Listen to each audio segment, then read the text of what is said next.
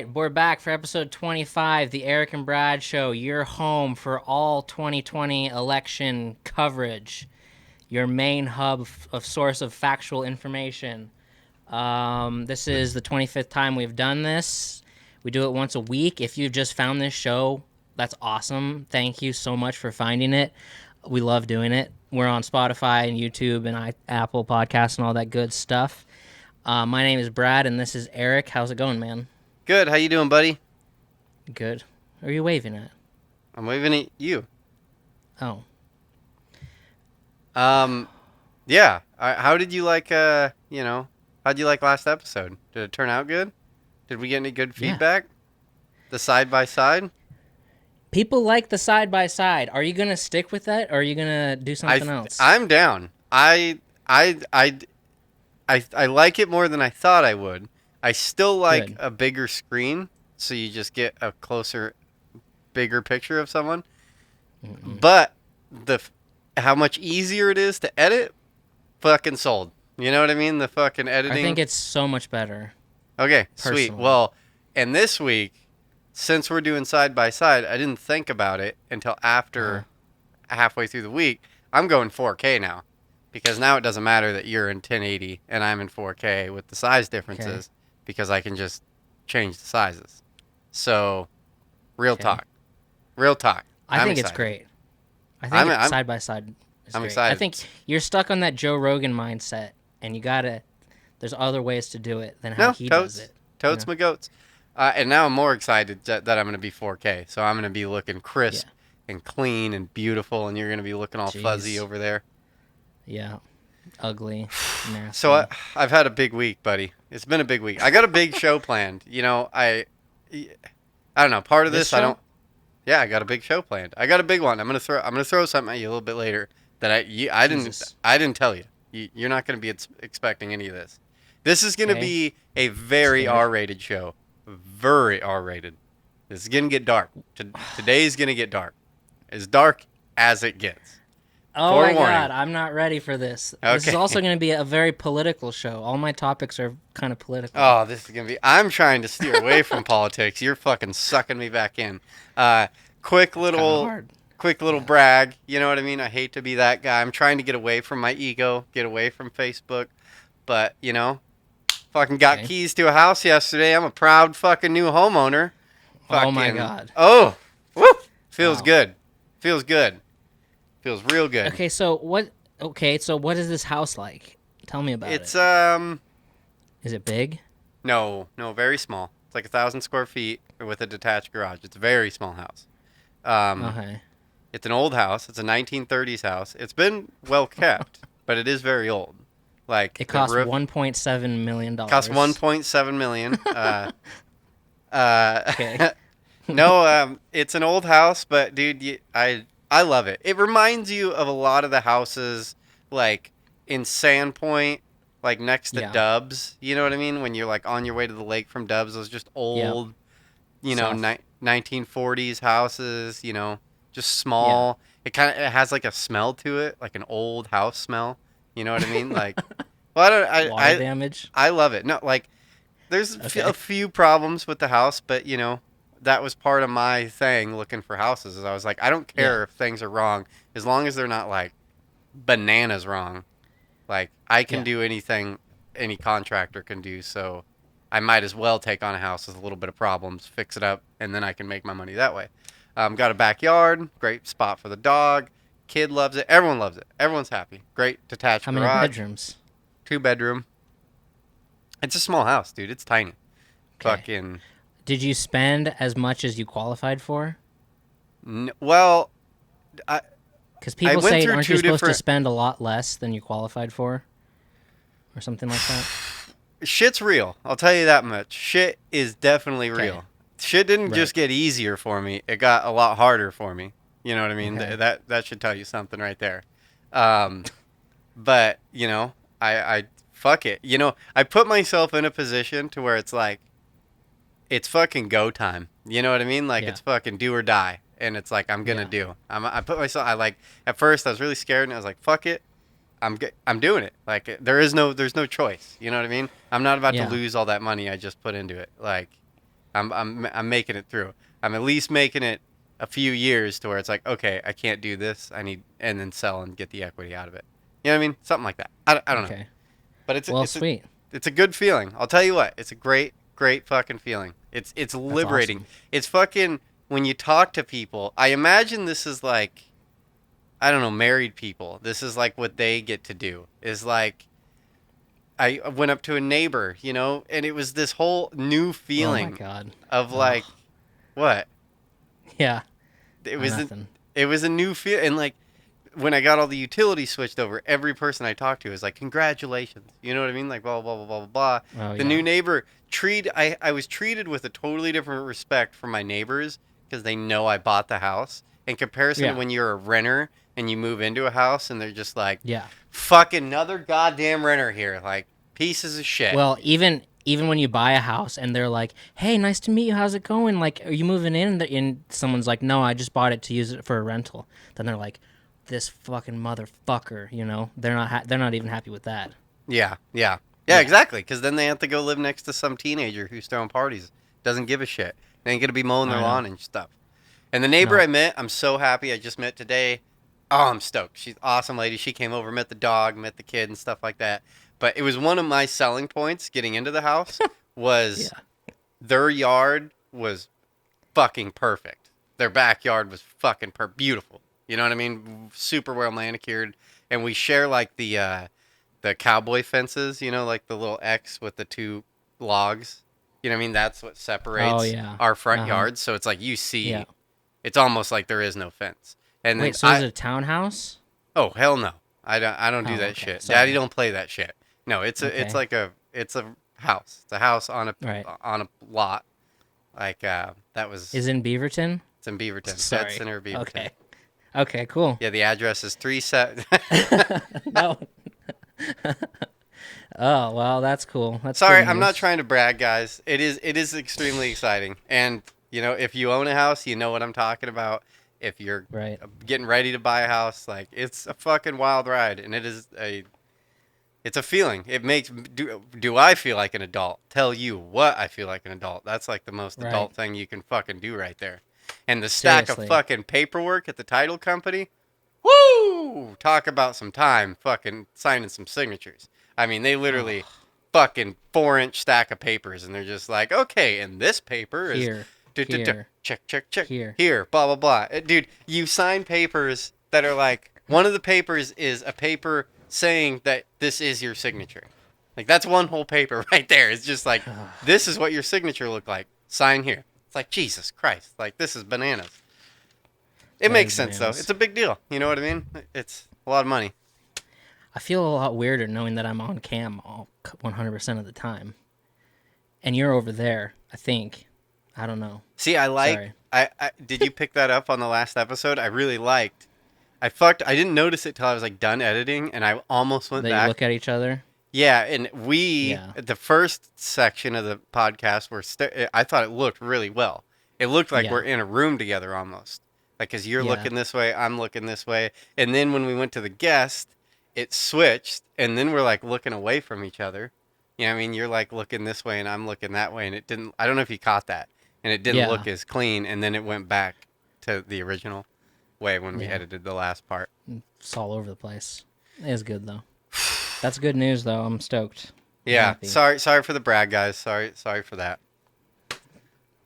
Ah, So I'll just say that. So I made this YouTube banner for the show. If you're listening to this or if you're watching it or whatever, here's the deal that I didn't know till I was done. I made a YouTube banner because I felt like our page needed one. So what I did was I got the bright idea to go through episode 1 through episode 24, and I took a screenshot of me from every episode. I took a screenshot from Eric from every episode. I took a screenshot of every guest. So if you've been a guest on this show, you're on the YouTube banner. Everybody up to except one date, person. up to episode 25. Yeah. So People could be listening to this in the future. right, up to the first 24 episodes. So, but here's the thing: I get the dimensions that YouTube wants for a banner, and I make that my empty white palette before I put all the pictures on it. Then I put all the pictures on it, and I put the logo on it, and I rearrange everything. And there's not a lot of thought that goes into like who has more, like, you know, does Eric have more over here? Does Brad have more over there? It's pretty just random. But then on YouTube, when you upload it, here you have your big ass picture like this that you made.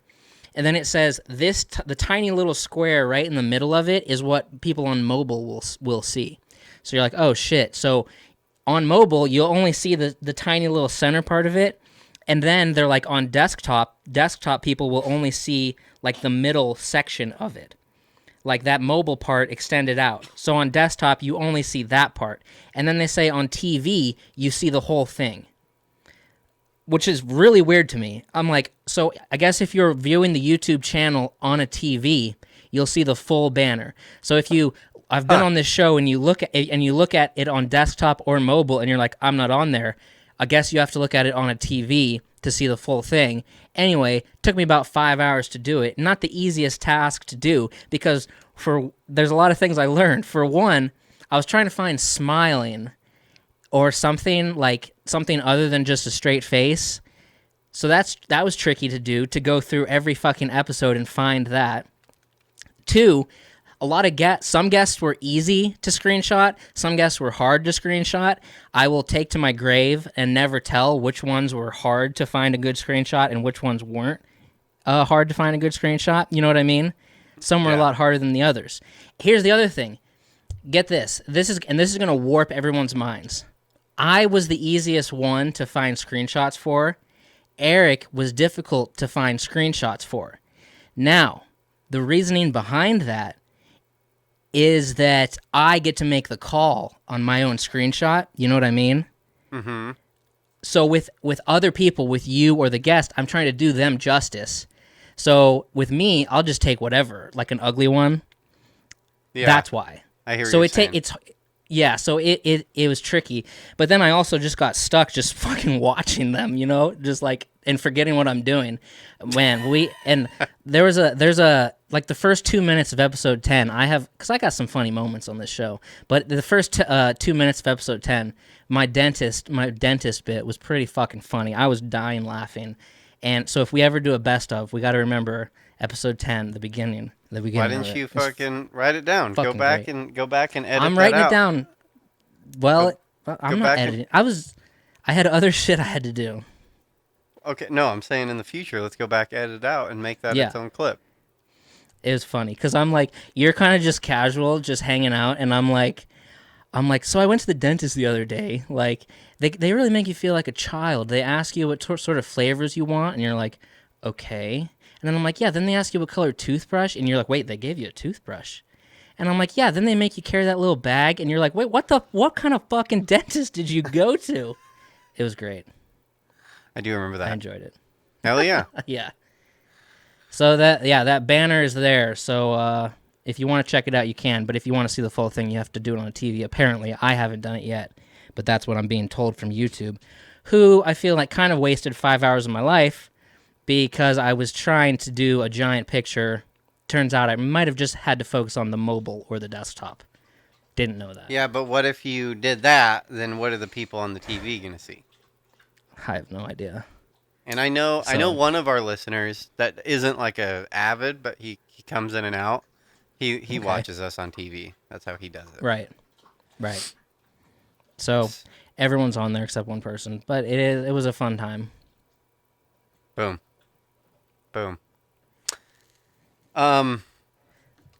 Yeah. So this one, I got worked up last night. You know me, I get worked up real easy about all kinds of shit.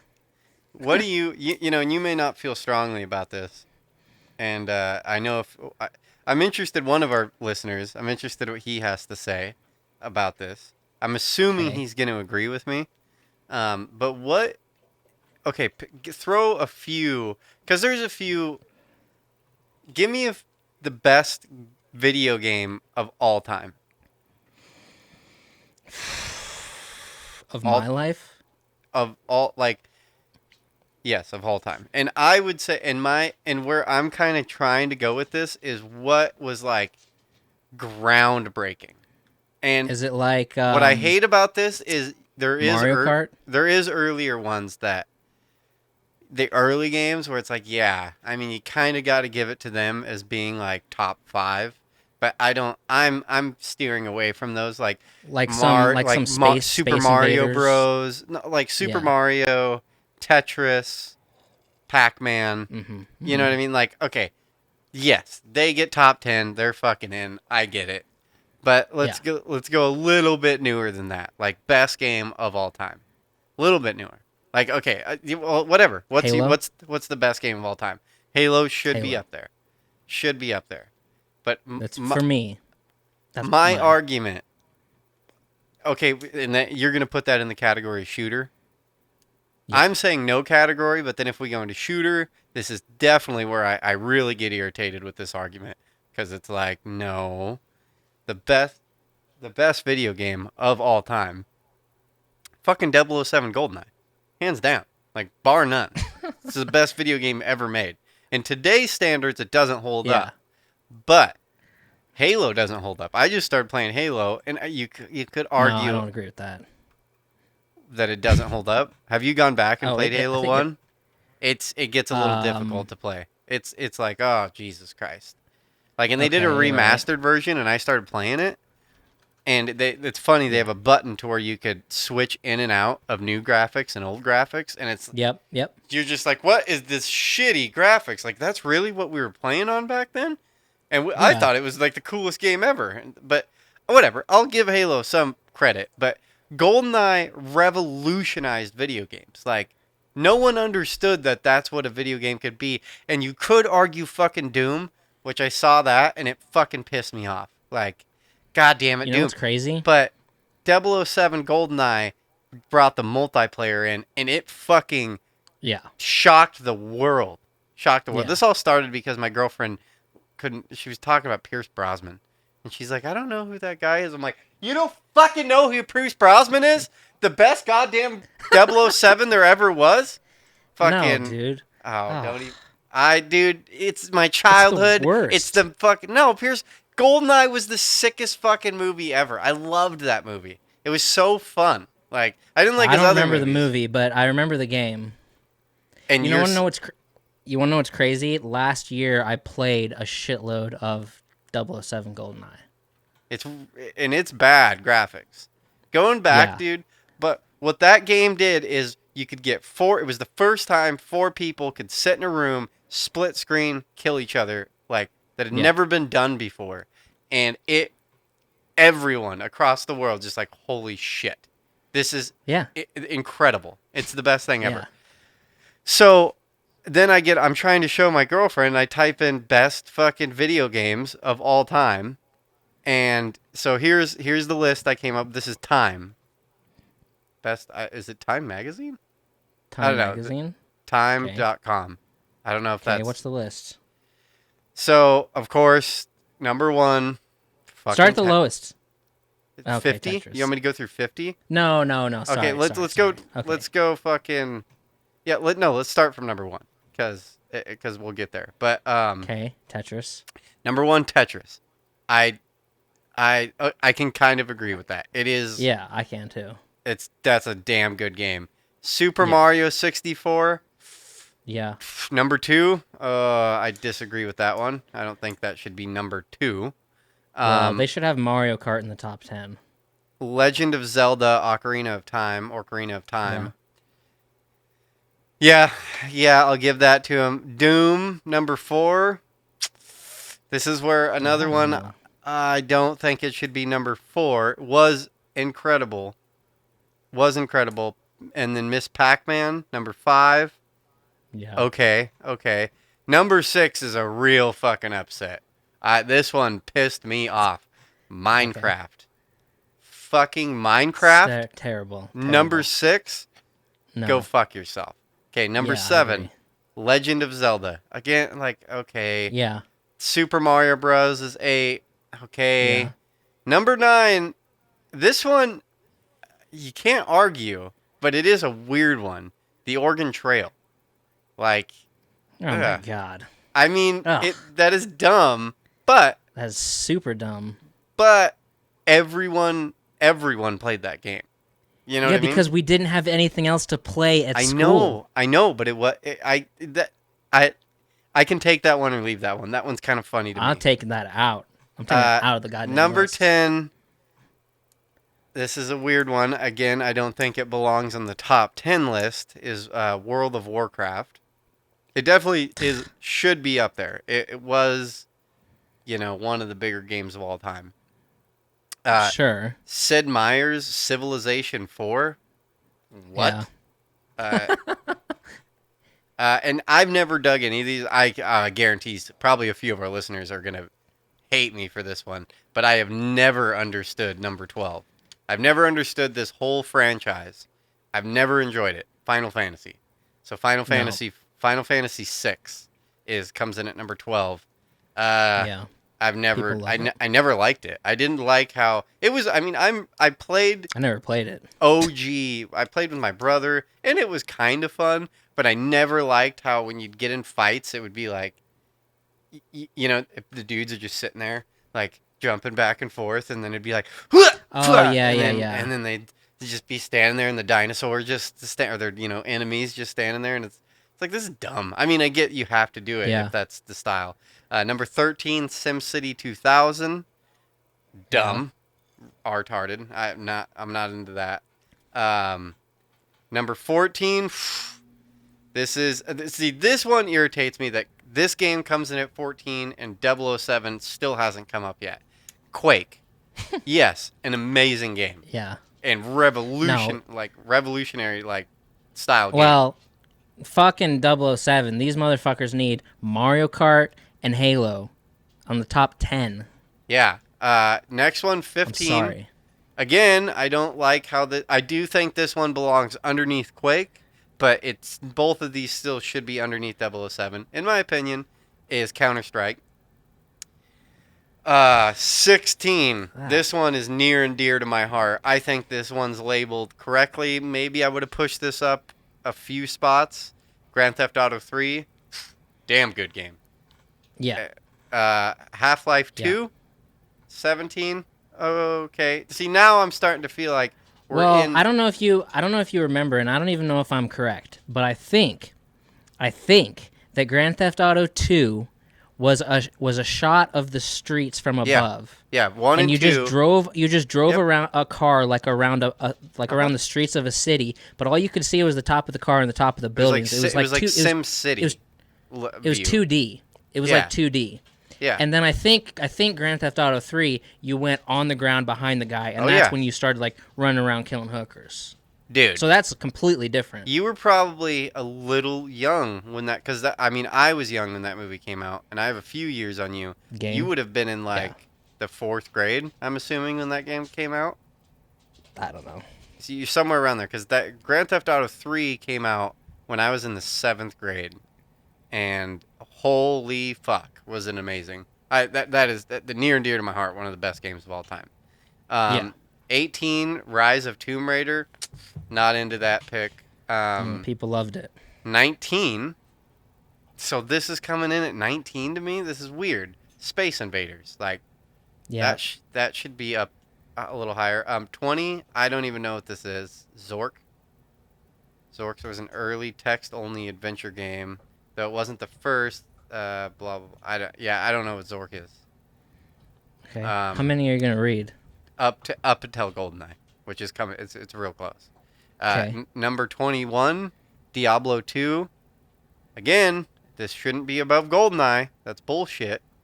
And then number 22 is GoldenEye. I'll throw in number 23 real quick because that's an interesting one. Flight Simulator. These games are whack. GoldenEye belongs top 10. It was revolutionary. I'm with you. Not top. I can't give it 1, but I'll give it top 10. Yeah, it at least belongs. Tomb Raider is not above that. Half-Life 2, not above that. Grand Theft Auto 3, not above that. Counter-Strike, not above that. Quake, no. Maybe. SimCity 2000, not above that. No. I don't like Final Fantasy, so I'm biased on that one. Civilization, not above that. World of Warcraft, not above that. Oregon Trail, not above that. Super Mario Bros. Now you're starting to get fucking. Now it's comparable, up to 8. Yeah. So sorry. I was I feel very strongly about 007 Goldeneye. So yeah, we have penned a letter to Time magazine. It's 3 pages long, and we will be sending that out. Yep. It's fucking very explicit. Real talk. Real talk. That's good. That's good shit. For me, Halo, Mario Kart. That's all I need. Anyway, last year or like a year or 2 years ago, Vince was talking about pie? What's the thing? Strawberry pie, apple pie, whatever those fucking things are. You can make this. You can like make this little computer of your own that you can like load games onto, like Raspberry Pi. It's called. I think it's called Raspberry Pi, but you can make it for like $60, and it's like a computer. But all you do is load like games onto it. What are those? What are they called? Like mods of games or something like that? Fuck, I can't remember. Like a modded Xbox? Is that what you're getting at? Like, but you load like old games on. yeah. Like you Well, I mean, load 007. the big one I remember was everyone took their OG Xbox and you could mod it, and then you would just have like 2,000 games on it.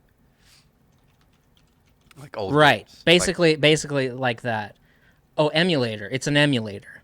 So it's just an emulator or whatever. So I'm like, okay, that's great. You know, do you. But then I realized that I could download some software on my Mac, and then I could just go to some websites. I don't know if it's legal, but there's a ton of websites out there. You can just download any game you want. So I had myself a weekend.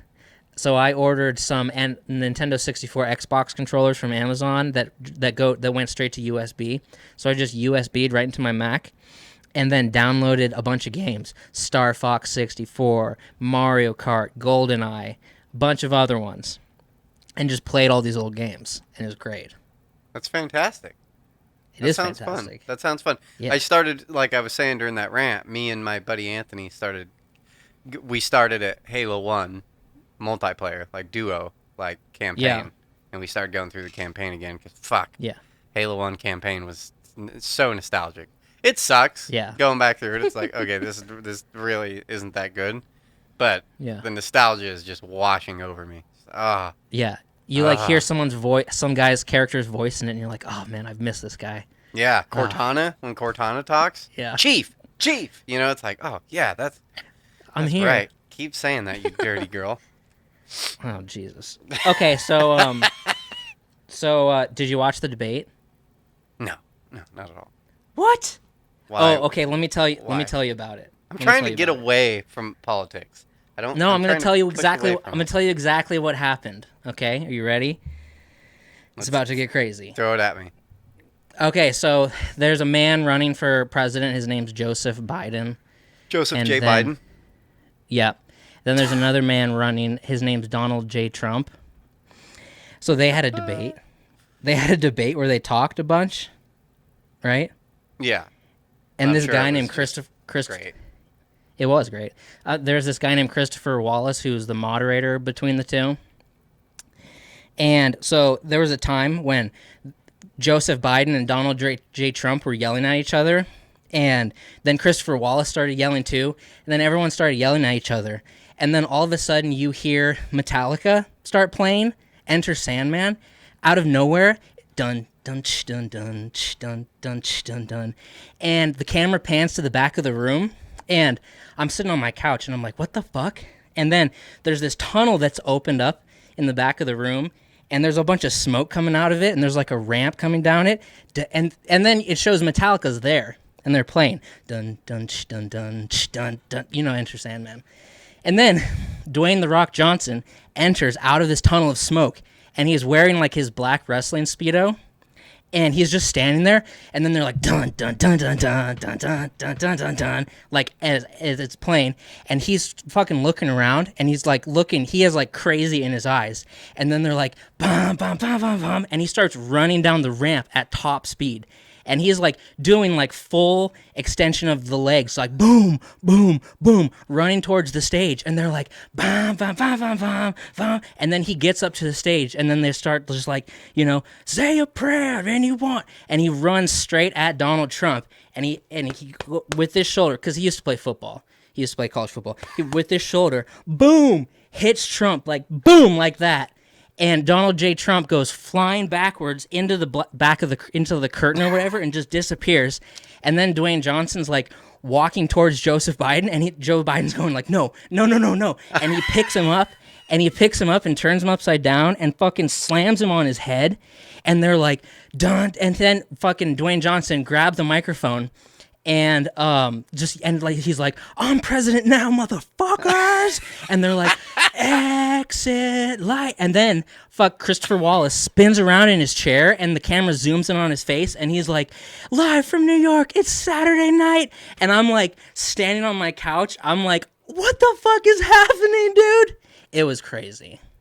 It was amazing, though. You should have watched it. Was that an intro from Saturday Night Live? Or no, that's from the debates. Okay, what is going on right now?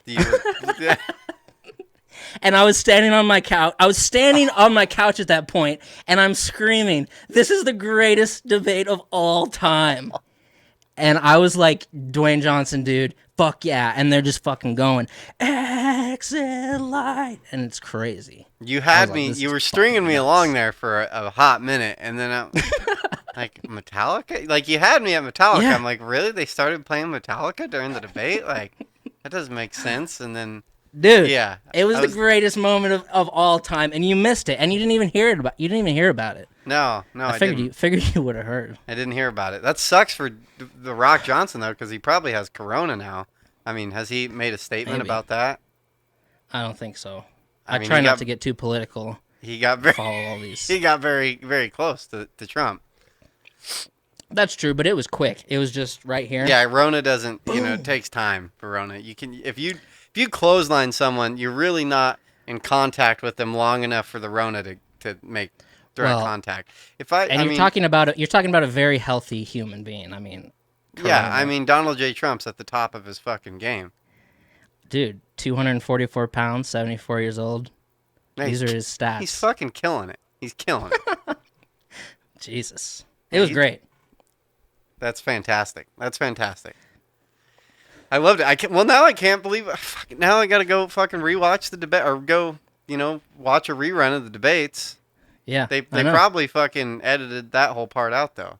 They might have cut it of the re-upload or whatever. Because I was live. That makes sense. They're gonna have copyright. I was losing my. I was standing on my. Going on. As the whole thing progressed, I was sitting and like laying back, and then I sat up when I saw him, and then I stood up when he started running to the stage, and then by the end of it, I'm standing on my couch in my living room, and I'm screaming. I was like, this is. I remember the old Obama debates. Like, God, this is fucking boring. Like watching it in school. I'm like just trying to keep my eyes open. I'm like, and then I saw that and I was like, they've taken this to the next level. They're going for ratings or something. It was crazy. I love it. I love it. And then all you people, I've been seeing, I don't know, I didn't even know who this first lady person is for the last 3 years. I've been trying to figure out what her name was. I just figured it out a couple days ago. But I see all these things online where it's like, oh God, she's being held captive. Look, she's signaling with her fingers. She's like blinking and asking for help. She's trapped underneath his spell, or he's holding her hostage. Whatever. Like she Britney hates Spears? No, the first lady. Oh, okay. And they're like, she doesn't even really like him. She's in a tough position. She's held captive or whatever. After the debate was over, I see her walk up on the stage to him. And she starts like smiling and laughing before his face even changes. And then he kind of laughs at her too. And they have this little exchange. And I'm like, this looks like the most normal thing I've ever seen in my entire life. I'm like, fuck all you people. I just see the headlines and the conspiracy theorist posts over the past 3 years making me think that this lady is like being held captive. When I saw that, I was like, they're completely normal. Anyway. Yeah. And when she walked into the debate before the debate started, I was like, Jesus Christ. I was like, she is looking fucking fresh. She's smoking. I was like, I would like to just maybe have a cup of coffee with her and just have a conversation or something. Yeah. But I just learned what her name was, so I'm a little late to the whole thing. Anyway. That's fantastic. Yeah. I got a few news headlines. You want to go through some news headlines?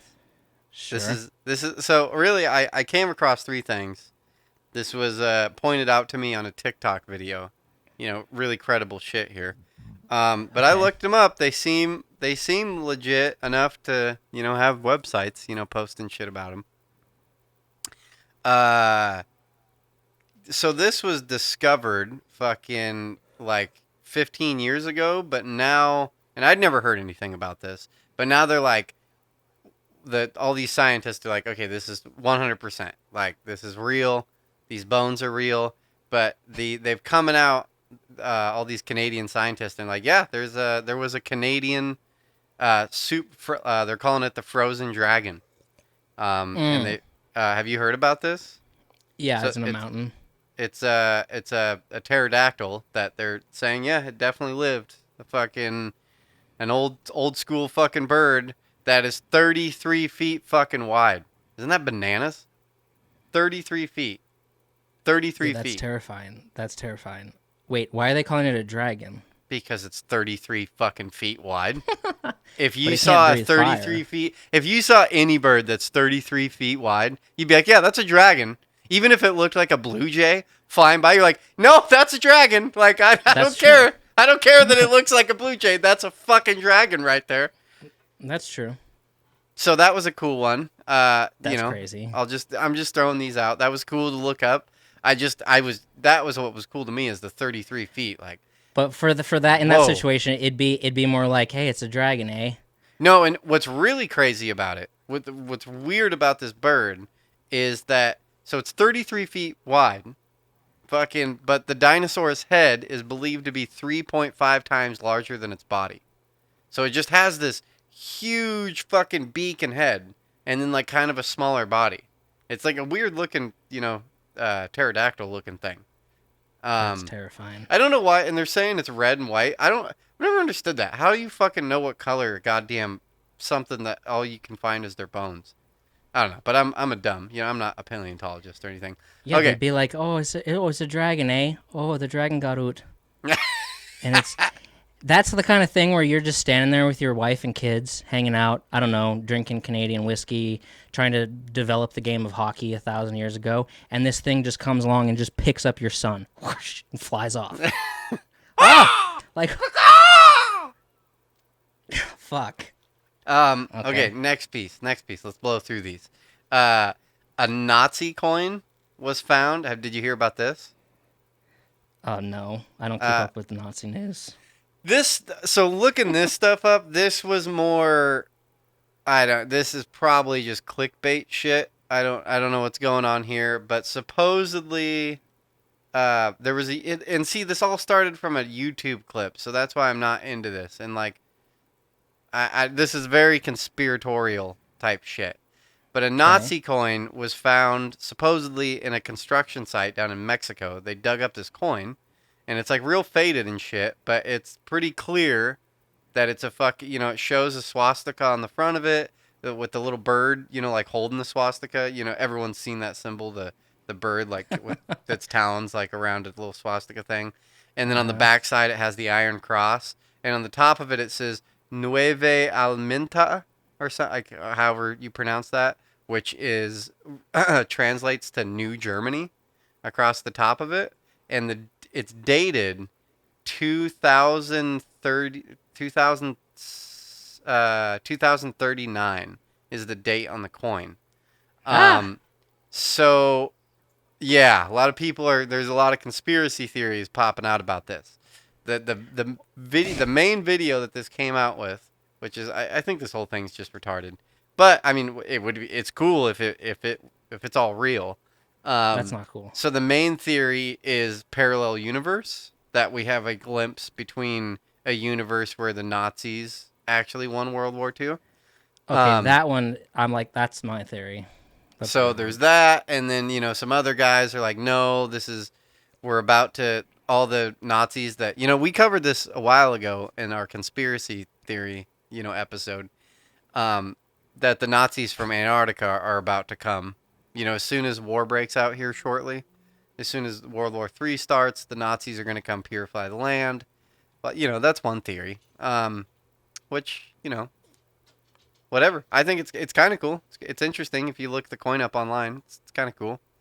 And then That's third bit of news, craziness. third bit of uh, shit going on is they have a giant robot in Japan. You see that robot? He's huge.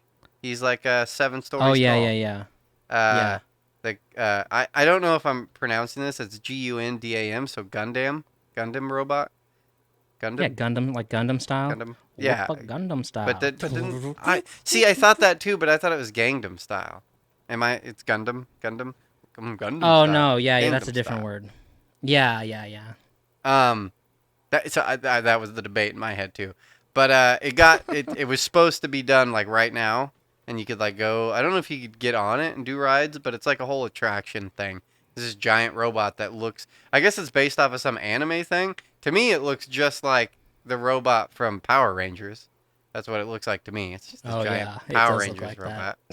robot. Um, but I guess They it's gave. got set back a little bit because of COVID. But it's pretty much done. Like this giant robot, which That's fucked up. that's pretty cool. It looks like it's standing next to this building. Let's see. It looks like it's one, two, three, four, about 5 stories high. So that's cool. Sweet.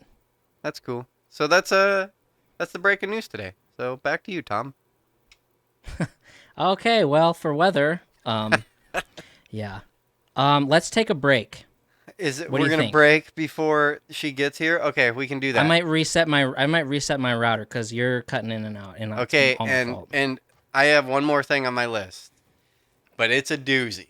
It's a real doozy, and I got. it's gonna take up some fucking time. You can see my show notes here. Fucking, Okay. we got pages and pages of notes for the next topic. Oh, It's okay. shit's getting real on the next one. Shit's getting real. So Okay. if you're into dark shit, hang on. Get ready for the end of the episode because it's getting nasty. Trigger warning. It's Trigger get, I warning. mean honestly, I suggest some people you might stop watching the episode after our But guest. Not watch. now. Not Yeah, now. watch We the have guest. we have a Yeah. guest. After the guest, Yeah. it's gonna get real. Okay. So we'll be back Okay. with our Let's take guest a here in break. a little bit. Um, okay, bye. Bye. Okay, and we're back. With us is Jen Ruiz, I believe. I don't know why I struggle so hard with those last names. Is a lawyer turned travel blogger who's took 20 trips in 12 months while being employed full time. She's been featured in the Washington Post, ABC News, the Huffington Post as a budget and solo travel expert. Jen is also a #1 Amazon best-selling author. Her debut book, The Affordable Flight Guide: How to Find Cheap Flights and See the World on a Budget. She also did a TED Talk, The Power of Flying Solo. Welcome to the show. How are you, Jen? I'm doing very well, Eric. How are you? Awesome, awesome. It's nice to meet you. Likewise. Thank you for having me today. Oh Absolutely. yeah. So where are you right now? Are I'm in you Puerto Rico. Whoa, nice? Okay. nice. I've been here since Um. last September. And then just kind of quarantined here for the last couple of months. So it's not bad. I mean, we hmm, get pretty solid weather year round and about 12 hours of sunlight because we're so close to the equator. So it's a nice routine. Oh, that sounds nice to me. Yeah, I'm very, very, very jealous. Um. So tell us about these trips. There was things that did things happen leading up to your idea to say, "Hey, I'm going to take 20 trips in 12 months." Like where did that come from? Yeah, absolutely. I think just approaching 30, I realized that I had not done a lot of travel. This was something that hit me as I was finishing law school, that I had gone through, 7 years of advanced schooling and paid a lot of money and didn't do like not one study abroad or semester Hmm. abroad or anything like that. So in law school, I actually went to Australia for a summer, and that was so wonderful. I mean, once you got over the 3 week hump of homesickness and my goodness, I really am across the world from everybody I know kind of feeling.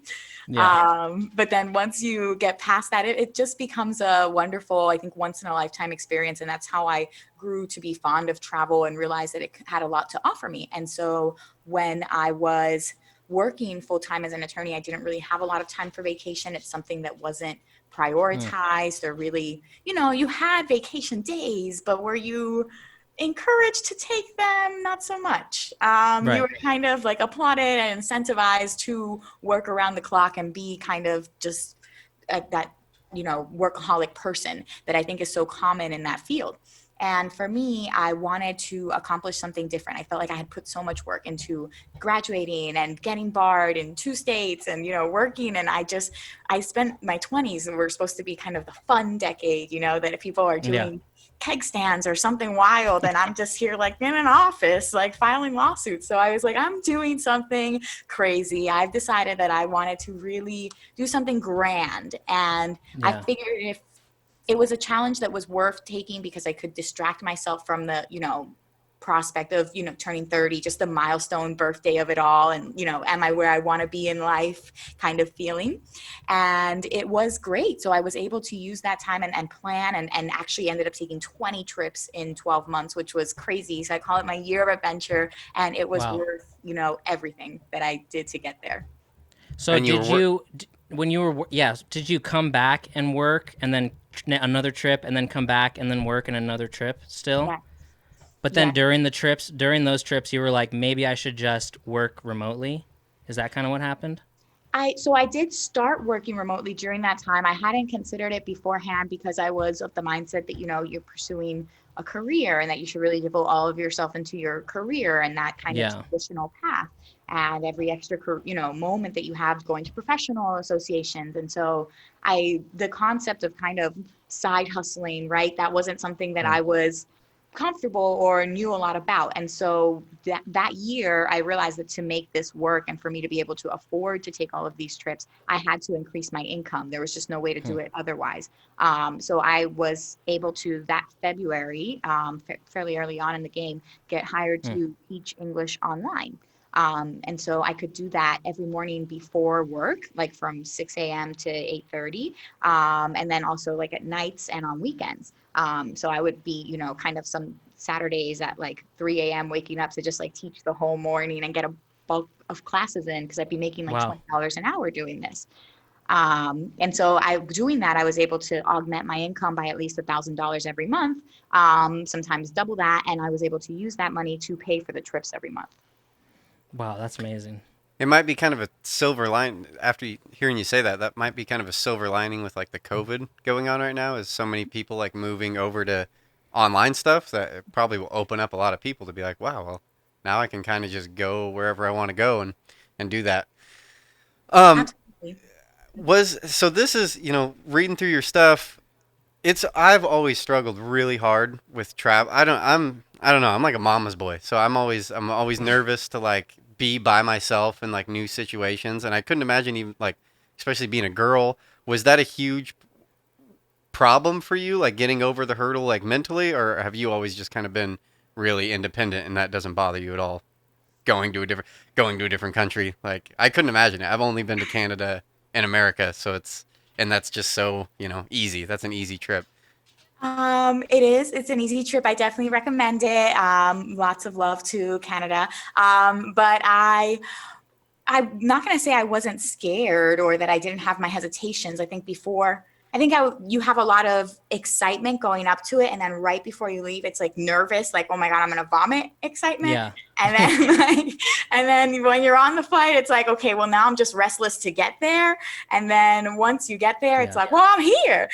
So it is a whirlwind of emotions, definitely. And it does take a toll, but it was, I think, offset by all of the positive emotions once I got there and I was able to first kind of make what it was that I wanted to do come true. So I was able to be like, I wanted to come here and I brought myself here and here I am standing in this place right now. So I think that feeling in and of itself was very gratifying. And then also just being able to see all of the things that I wanted to see because I'm a nerd. So I love history and culture and just learning and Hmm. food and taking all the tours and just my mind exploded just seeing everything, firsthand. And I was like, this is amazing. So I really just so many experiences that I'm grateful for, getting blessed by a monk in Cambodia, and, seeing Ghiberti's like doors in Florence firsthand, the actual golden gates of heaven there. So a lot of really cool things that I saw and experienced. And so I think that's why, and that's the feeling that I was chasing. And that's what made all of those early mornings getting up. And I hate getting up early, and, made all of the, 10-hour flights and everything just worth it, because it was worth it. I 100% without any doubt say that it was worth it.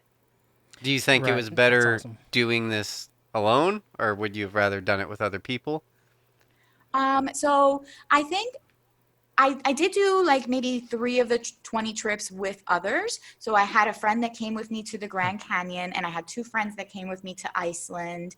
And then I went to Albuquerque for a friend's wedding, and it happened to be at the same time as the International Balloon Fiesta. So I just added a $500 once in a lifetime balloon ride to my trip, and I said, hey, charge it because it's worth it, and I'm never gonna like be timed to be perfectly in the area and do this balloon ride and take off with 300 other balloons at the same time. That was one of the best experiences I've ever had.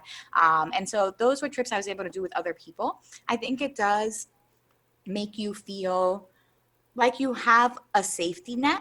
So Hmm. if you lose your card, if your card doesn't work when you get there, if you don't have enough cash, if you are feeling sketch about your Uber driver, like all of these people would be there as a safety net to help you. But I don't Right. think that's a deterrent, because I think what many people don't realize is that on a day-to-day basis, you're already kind of getting along on your own in whatever part of the world you're in.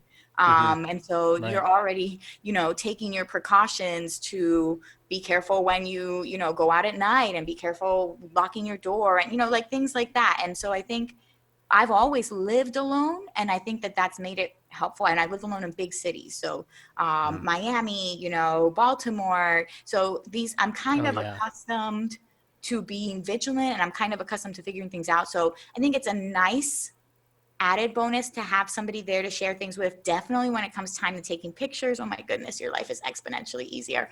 Um, Yeah.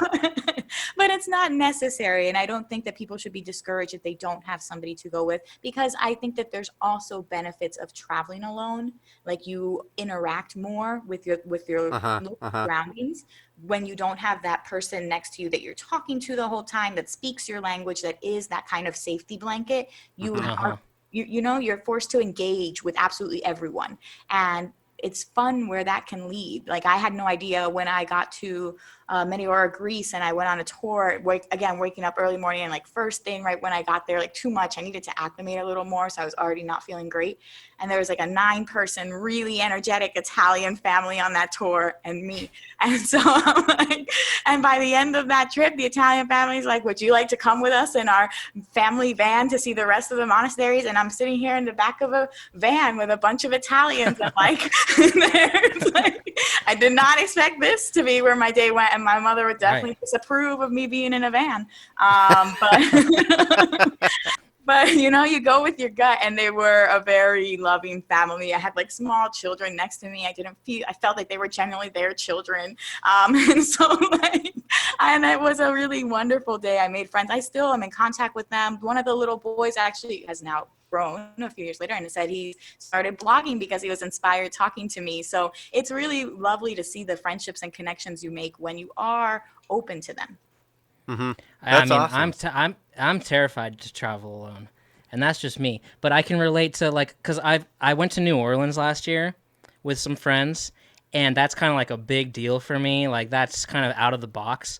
But like, you plan and plan for months and months, and you plan and you write things. We're gonna do this. We're gonna do that. When the morning comes, like the morning where you get up and it's like time to go to the plane, I'm like, let's just cancel it.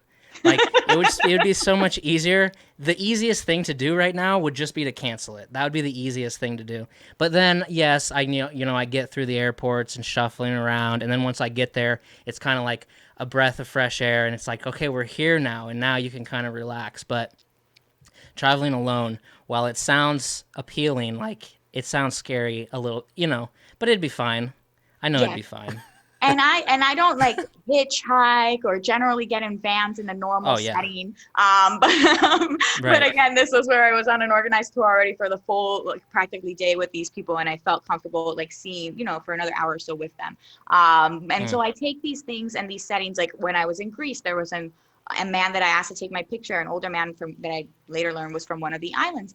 And he asked me to go for a coffee after. And at first I was like, is this a creepy thing? Because he's like 80. So, I mean, Hmm. it's very, but he was just genuinely wanted to talk because he saw I was so curious about the history and he wanted to share stories of his island with me. So I got to hear all these myths Well, of that's this Greek awesome. island that he was just dying to share with somebody. And he was like, it was really a pleasure, like having this company for an hour. Thank you for joining me for coffee. And these are things I judge experiences very much on an individual basis and how I Yeah. feel in the situation. This is midday and 2 o'clock in a very touristy area. We're going like right to Yeah. a very visible place. So things that I kind of take and assess as they come. But always being very vigilant, always making sure that I have somebody that's waiting to hear from me regularly. My Yeah. mom. And so she does a really good job. I send her GPS pings sometimes if I'm going somewhere. If I go out at night, I go out with organized tours or groups. So I kind of have already an itinerary and a guide that's taking us through and is responsible for making sure that all the little ducklings come back. Yeah. Yeah. And so, and so things like that, just small, different precautions that I take. I've been to a tango show in Argentina by myself where I had an entire like corner booth right by the stage. And I remember being around all these kind of opulent couples and everybody was looking at me like, who is this mysterious girl in the corner? And I'm just sitting here enjoying my drink and watching the tango show and having a lovely time. Like I Wow. don't mind. Right. Have you been to Tokyo? I have not, but Japan is on my list. Nice. I want to go Mario Kart driving throughout the streets. Okay. Hmm. You Is that a can you thing can or dress something up like like that? the characters. Yeah, you can like replicate Oh the my video gosh. game and go racing and go karts in the streets. It's a thing, and Wow. so that's been high on my list for the longest time. I definitely have dreams of me like in Japan, Tokyo Drift, like with Yeah. my Tsukike like costume. Like it's going to be awesome. So, Nice. so how can we talk about like budget? Like how did you Oh yeah. do? How did you get like? Did you just save a shitload of money, or was it more based on let's just do this as cheap as we can? Is there any secrets there? Yeah, a mix of things. So the first was getting kind of a budget to work with, right? So that I had something. So that was step one that we explained already, which was taking on that second job and teaching as much as I could to supplement my existing income. So then from there, I really learned about cheap flights because I learned that the most cost prohibitive thing for most people is, if it costs you $1,000 to get there, that's already my full budget for the trip. Mm-hmm. So how can I get really cheap flights? And so like, for instance, I flew to Iceland for $99 when WOW was still operational. And I got to Ecuador for $16, using some points and miles. So I started learning about Wow. everything, because why not? I, again, have some time and it's a personal goal. I'm very dedicated and it's fun, right? Like, it's fun. Like, you're learning to redeem something to then go and actually travel somewhere. Like, there's people who get a thrill from learning to redeem coupons to get deodorant at CVS. And Right. like, I'm learning how to redeem like points and miles to go to like the most exciting places in the world. So it is a lot to learn, but it was something I was happy to take the time to devote and do right. And so because of that, I really became kind of ingrained in the airline and miles and points world. I went to conferences. I met a lot of people in the space. I'm good friends with Scott from Scott's Cheap Flights that I've recommended and used for a long time, who's a flight alert program that Mm. he just like, now there's like maybe a dozen plus of them out there, and they just scope the internet all day, every day until a deal comes up, and then they ping you and they let you know, and then you have to kind of jump on it if you want to. But because of that, I'm part of, a ton of programs now that alert you. And so I get dozens of emails every day, like $100 flights to Aruba, like $200 flights to France, like, so every single day, every single day. And so all of these things together help me find cheap flights, which significantly reduce the cost of my trips. From there, I only had to worry about activities, hotel, and food. And then Hmm. I tried to get as many of those sponsored as I could in exchange for promotion on my blog as I was learning about blogging as I went. So still not something I was comfortable with, but if you're not necessarily going to, attempt it, then you're never going to get there. So I Right. emailed a bunch of people and, some emails went unanswered. Some partnerships worked out. I was able to get sponsored tours, some hotel stays, and that offset some of the costs there as well. And then on top of that, just trying to find any other affordable things. So finding the cheap street food markets, in Thailand that you can go to and have dinner for $1, Yeah. or things like that. So a mix of things. Wow. Do you focus with the budget thing? Do you focus at all on countries that are just all around cheaper? Does that play into that at all, or? It does. So I definitely have to be careful. Like I didn't get to go to a lot of Nordic countries, and Iceland was an expensive trip. Like if I didn't have two Hmm. friends to split that with, like the Airbnb would have been $1,000 for 3 nights. Then that was like the cheapest I could find because it's Iceland. And Hmm. so Yeah. yes, some countries are inherently more expensive. Definitely all of those Nordic countries, Norway, Finland, all of those countries, because they're just really high end. They have beautiful resorts and gorges and things like that. And Hmm. it's just it just didn't the exchange rate's not necessarily as favorable to you. Whereas if Hmm. you go somewhere like Asia, you can get a lot more bang for your buck. Hmm. Europe, in certain places in Europe, it's really easy to find tourist accommodations and things at all price levels because they're so used to tourism. South America, your dollar goes very far. So yes, targeting certain destinations over others, for sure. What was you have listed here? Like, is there anything else you do to make money, like while you're out traveling, other than doing online stuff? Now, yes, but at the time, no. Um, well, I mean, still online stuff. So now I just have the full online income streams and businesses that I do. So I have the books and I have the website, and that develops money through ad traffic and Mm. sponsored campaigns and things of the sort. So it's been a journey to diversify my income as a blogger and really try to do this full time and have it supplement my attorney income. To replace my attorney income, since I've been doing this now for 2 years, but it's been good and I have no regrets. It's definitely stressful because you'll have months where you're far beyond, your expectations of what you're making. And then you have Corona that comes, and then your ad traffic that was accounting for, thousands of dollars a month is now down to like $100. And so it can be stressful to have, I think, those ups and downs of entrepreneurship. But because they are so diversified, I do feel like I'm okay, right? Like I haven't been able to file for unemployment actually all year because I still have income streams and still have ways of making money. So I have been just working to make sure that they raise again and that the travel industry, kind of rebounds. And in the meantime, I've pivoted to helping people with remote work. Hmm. What's Um, what's? Oh, go ahead. okay, what are some of your favorite places you've gone to? And then some other places that are on your bucket list, like other than Japan. I'm curious. Yeah, I definitely have a lot. So still on my bucket list, is Egypt, and I'm hoping to get Oh, there. I actually nice. have a trip booked to Cairo that I've had all year, and I've just been waiting to see how the world goes. Sure. But it's for next year, and I'm hoping because of the new museum that opened up, and just like I said, I'm a sucker for history, and it's where I can see Hmm. one of the last, remaining ancient world wonders, Yeah. and I just think it would be really cool. So for me, that's on a bucket list. Turkey is on the bucket list as well. So also that whole area that I feel I haven't really explored, like Israel, Jordan, that would be great. And in general, I think the Galapagos are still on my list. Alaska's on my list. So I still have a Nice. lot of places I want to see. And what are some of the favorite that you've been to, like if you had to pick a couple of them? I do think the south of France in summer is just lovely. Right. You have lavender, sunflower, just wonderfulness, sunshine. It's you can see where all the artists get inspired and why they all choose to go there and set up shop and have that be their place to commune with nature because it's just beautiful. And I think it's a very typical destination, but I encourage you to get out Hmm. of Paris and get into like the south of France. Hmm.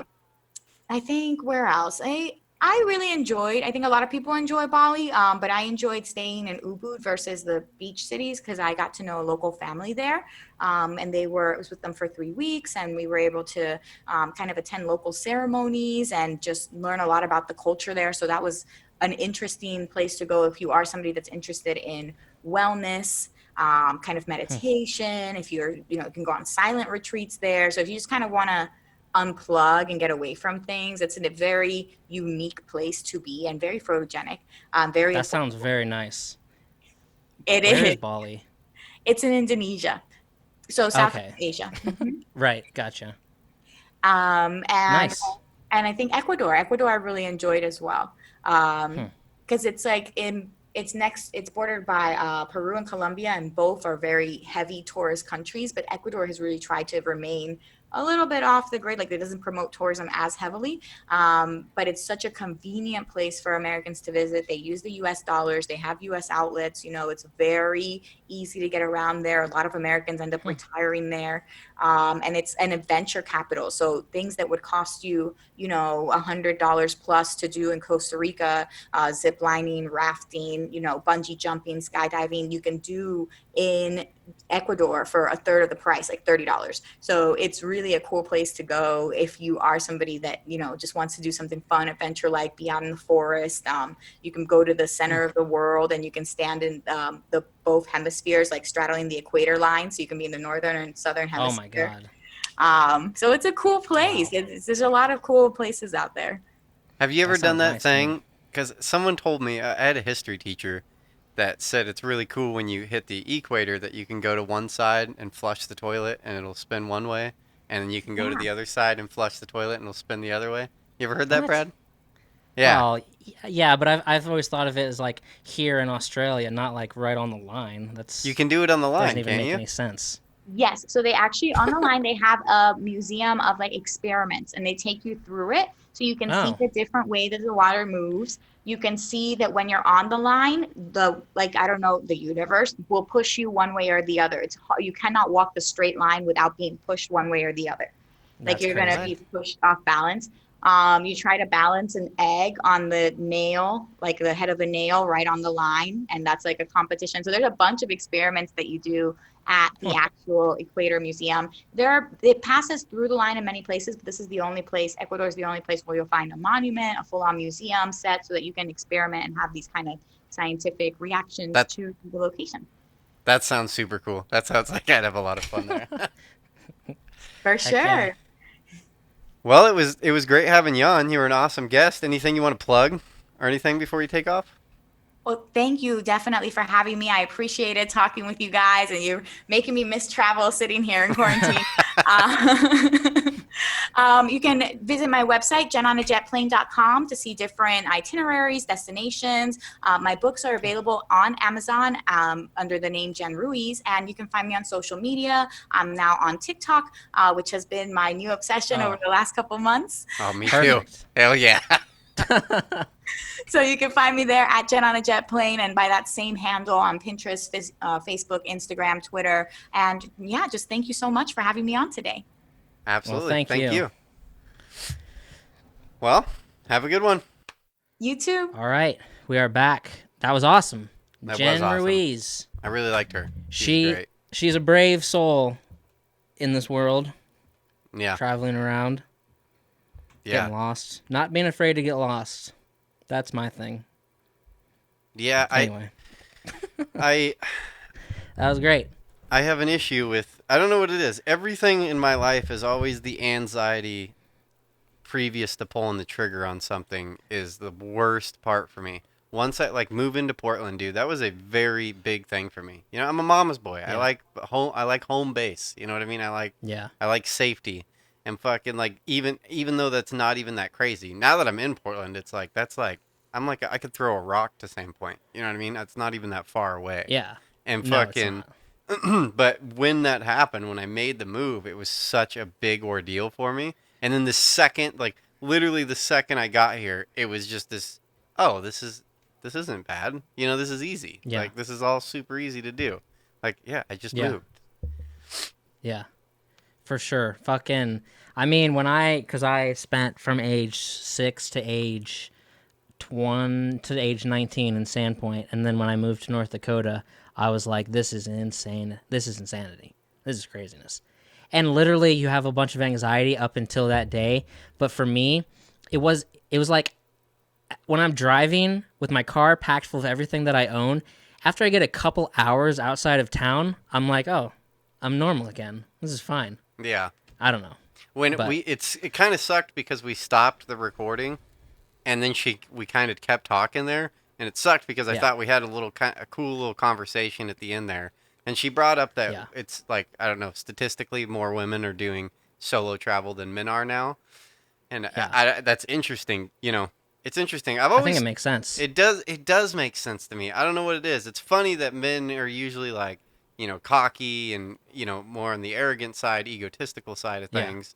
But then I don't know. There's something about, I don't know. Maybe just deep down, just a bunch of softies who are scared of everything. Fucking.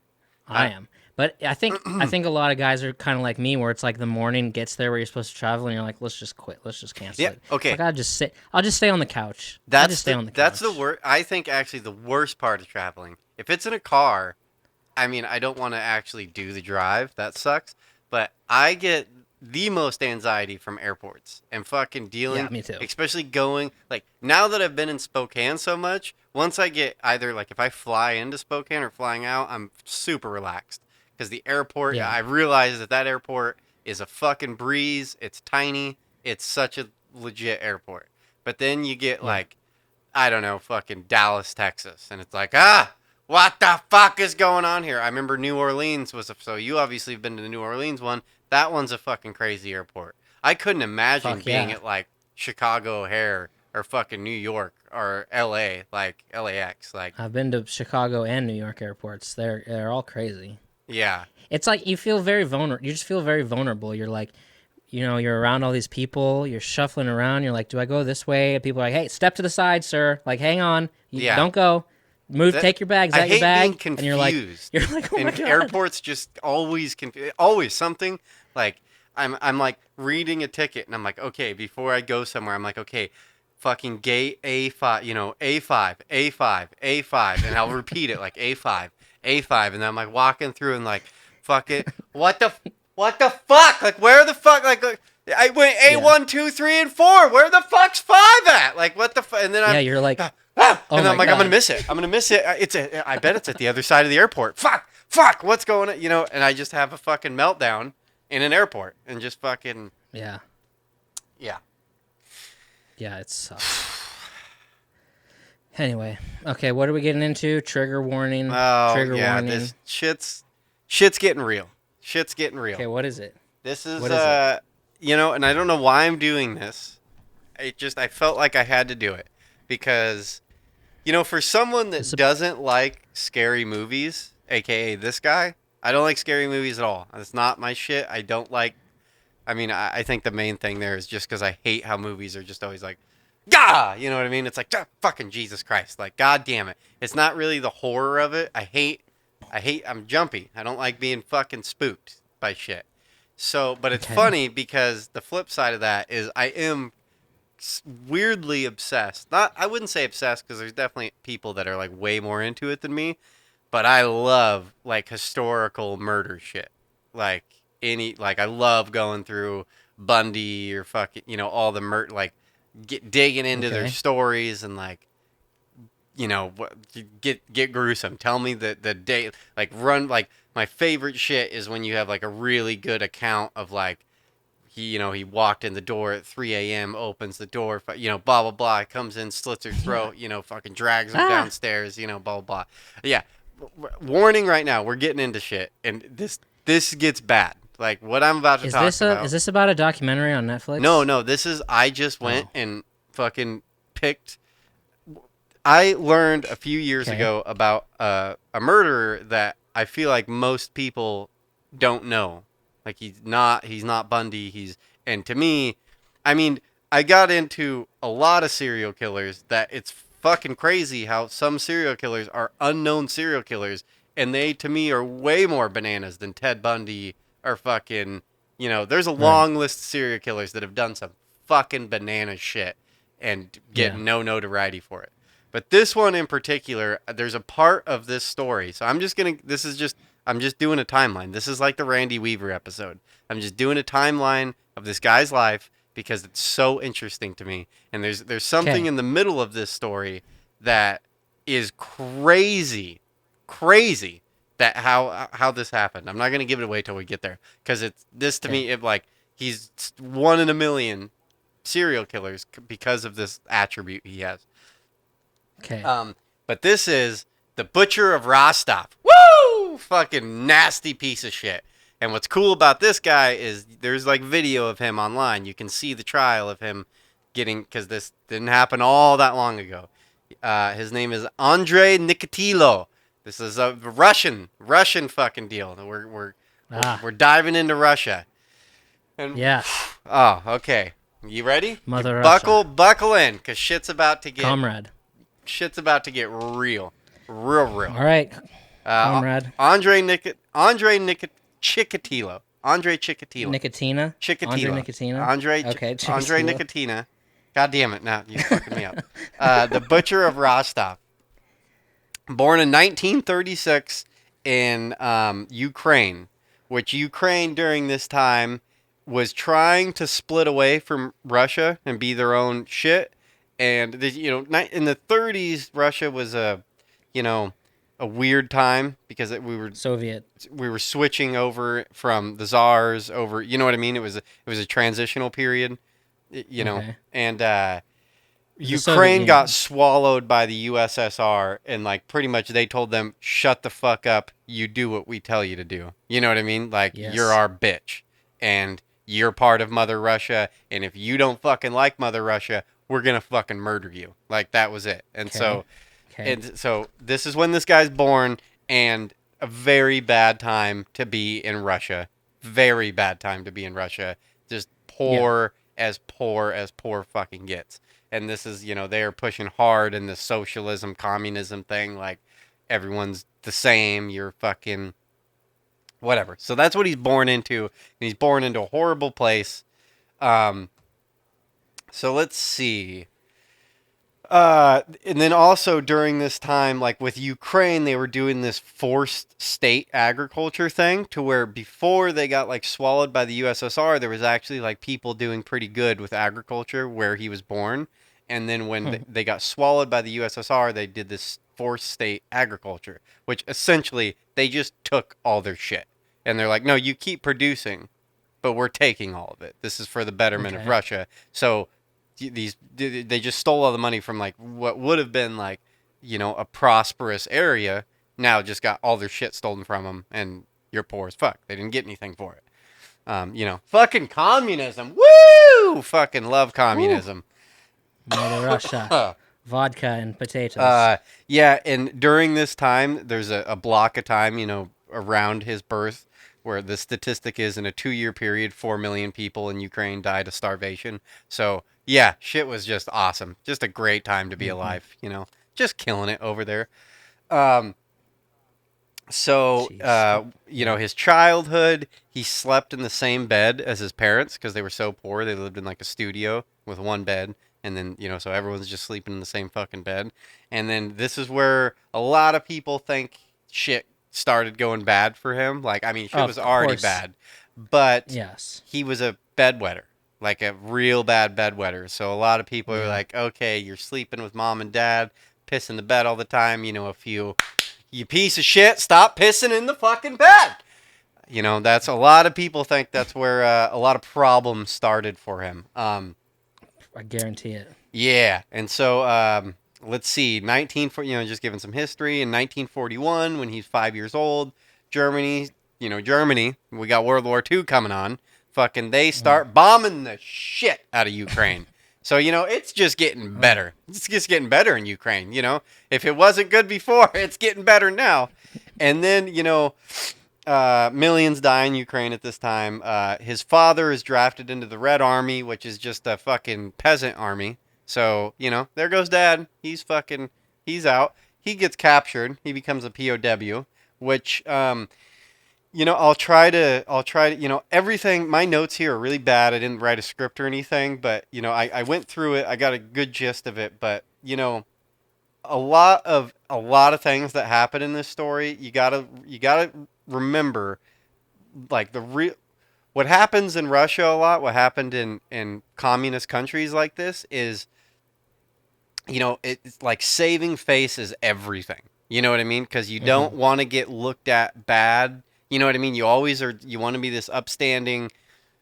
Yeah. So him getting captured as a POW was really negative because you were like a weak.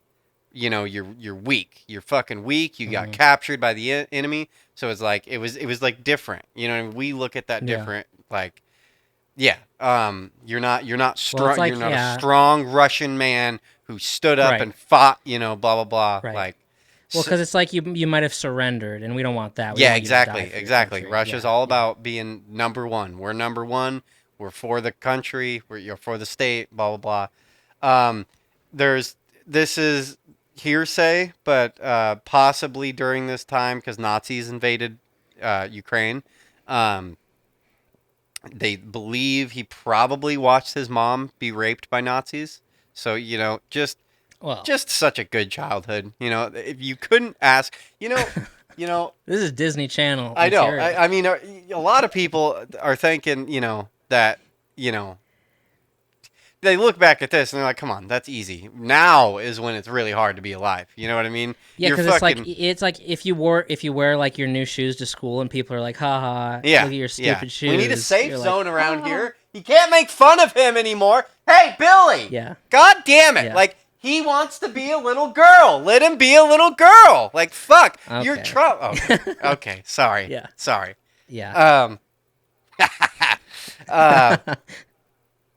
So 1945, the end of the war.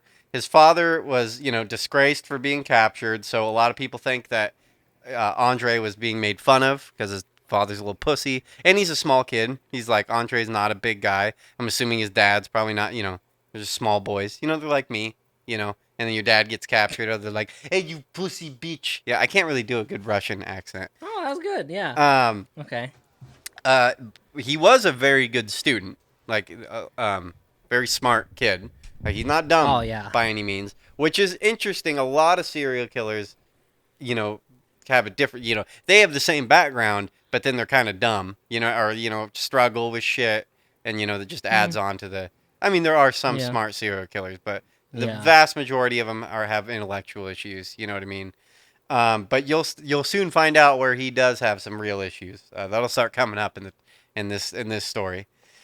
Okay. So he's a That'd be small nice. kid, but he's a good student. So there's a lot of people think there's a complex being built, and actually it's not a lot. They know a complex is like being built in his head to where he thinks he's smarter than everyone around him. You know what I mean? So he like in the future you'll see he like justifies a lot of shit by he thinks he's superior to the people he's Right. around. Bedwetting's still going on at this time, so he's getting older and older, getting into his teenage years, and he's still fucking pissing the bed. I mean, I hear them. I hear people. I've heard before that a bedwetting that is like extended like that usually leads to some sort of touching. It's that like- happened when you were younger. Touching? Oh, well, Touching. yeah, okay. I know that bedwetting is I like heard it on a radio. is show like before, 95% of all serial killers have had bedwetting issues. Like it's Right. so it's not saying that if you're a bedwetter you're going to be a serial killer, but there is Right. just some correlation between mental health and, yeah, there's some correlation between that. But Right. there's also some correlation between men. You know what I mean? Most serial killers are men. So, there's all kinds of things like that. It doesn't mean because you're a man you're going to be a serial killer, but Right. I don't know about you, Brad. You think you're smarter than everybody. You're still wet in the bed. Fucking you. I do. I do still wet the bed. So around this time, so there's a lot of information about this guy, and say what you want about people that write their own, like, or tell their own autobiographies or whatever, but he was captured later in life and talks, starts talking a lot. So a lot of this information comes from him. You can't really trust what a serial killer says, but for like information like this, I think you can kind of trust that that's actually what happened. Is he learned around this time, going through puberty, he learned he was impotent. He couldn't get an erection, like at all. Like he could not get an erection. And this is where shit, like, this is where it all starts. This is what Yeah. his thing is he can't get a boner. He can't get a boner to save his fucking life. Always with the soft dick.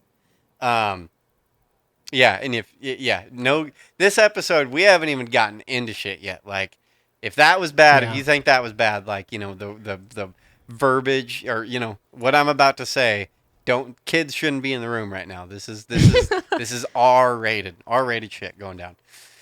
Okay. But he's a smart kid. He's an editor at his school newspaper. Fucking, and from a very early age, loves communism. A lot of people, did. He fucking loved it. He'd write about it. He's a fucking pro-communist, very pro-communist. 17-year-old. This is the first weird thing that kind of happens. When he's 17 years old, he's like wrestling with a cousin, a 13-year-old girl, like that's a Oh cousin, God. and holds Uh-huh. her down, and she's like trying to escape, and he ejaculates in his pants, and he like that's like the first thing, like he holds her down, and the holding her down comes in his pants. Yeah. I see where And this is then going. around this time, he becomes obsessed with masturbation, which that's not crazy talk, but I guess supposedly obsessed. Like, So he can get an erection now. no, he can't get an erection. He just rubs his dick and rubs his dick and rubs his dick and rubs his dick, and then can I think slightly get hard Okay. right before he comes, and then it's done. But it's to the point where sex is never gonna work with this guy. You know what I mean? It's never gonna work. He can't get it up. It's like a severe case. Um, Crazy so bastard. uh, yeah, I guess a lot of masturbation. Excessive for Okay. even for boys. Excessive masturbation, like Brad scale Right. masturbation. Like, No. No. uh, so 1953, he graduates, excellent grades. Again, he's not dumb by any means, smart kid. Then he gets a 2-year degree in engineering at a community college. Tries dating around this time, but In the Ukraine. I should have done better with his moves, but he did a lot of moves with the family. But yeah, this is Okay. all Russia. At one point in the Yeah. timeline, he moves to Rostov, which is in Russia, and that's why he coins the Butcher of Rostov. Which I believe Rostov Okay. is like a state, like a territory. It's not a city. It's like Rostov is, yeah. So I don't know. A lot Right. of the names I couldn't pronounce. I didn't even write them down because I was like, well, this is pointless. I can't even pronounce the city or whatever he's doing here. So he starts dating so these dates he goes on all end horribly because he can't get an erection. He can't have sex with someone. He just can't make it happen. 1957, he gets drafted into the military. All the dudes think he's gay because he's not hitting on women, not doing stuff, but it's really all because he's ashamed that he can't get it up. He's never been able to have sex with someone. He blames the fucking dick. Like, why won't you work dick? Blah blah blah. So Didn't they make pills for this back then? When did Viagra come I out? don't know. I don't know. Good Okay, I'm gonna look it up. good deal. And then another hold some girl down. Around this time, hold some girl down and comes in his pants again. So this is a reoccurring thing to where he holds someone down and ejaculates. Stupid. Okay, no, here. Okay, I wrote this down. This point, think he gets out of the military. Now he moves to Rostov. So I think he was in the Ukraine the whole time. Now moves to Rostov. Um, so 1961, his whole family actually moves with him to Rostov. He moves his whole family to him. I believe he had a sister too. I didn't write a lot about his family, but I believe he has a younger sister. Okay. So they all are living with him in a tiny little house. He gets a job at a telephone company, like I think as like a tech person, like out doing shit with telephone wires and crap like that. And there's a Okay. story from when he's at the telephone company where two employees. So, oh yeah, by the way, he's super fucking nearsighted.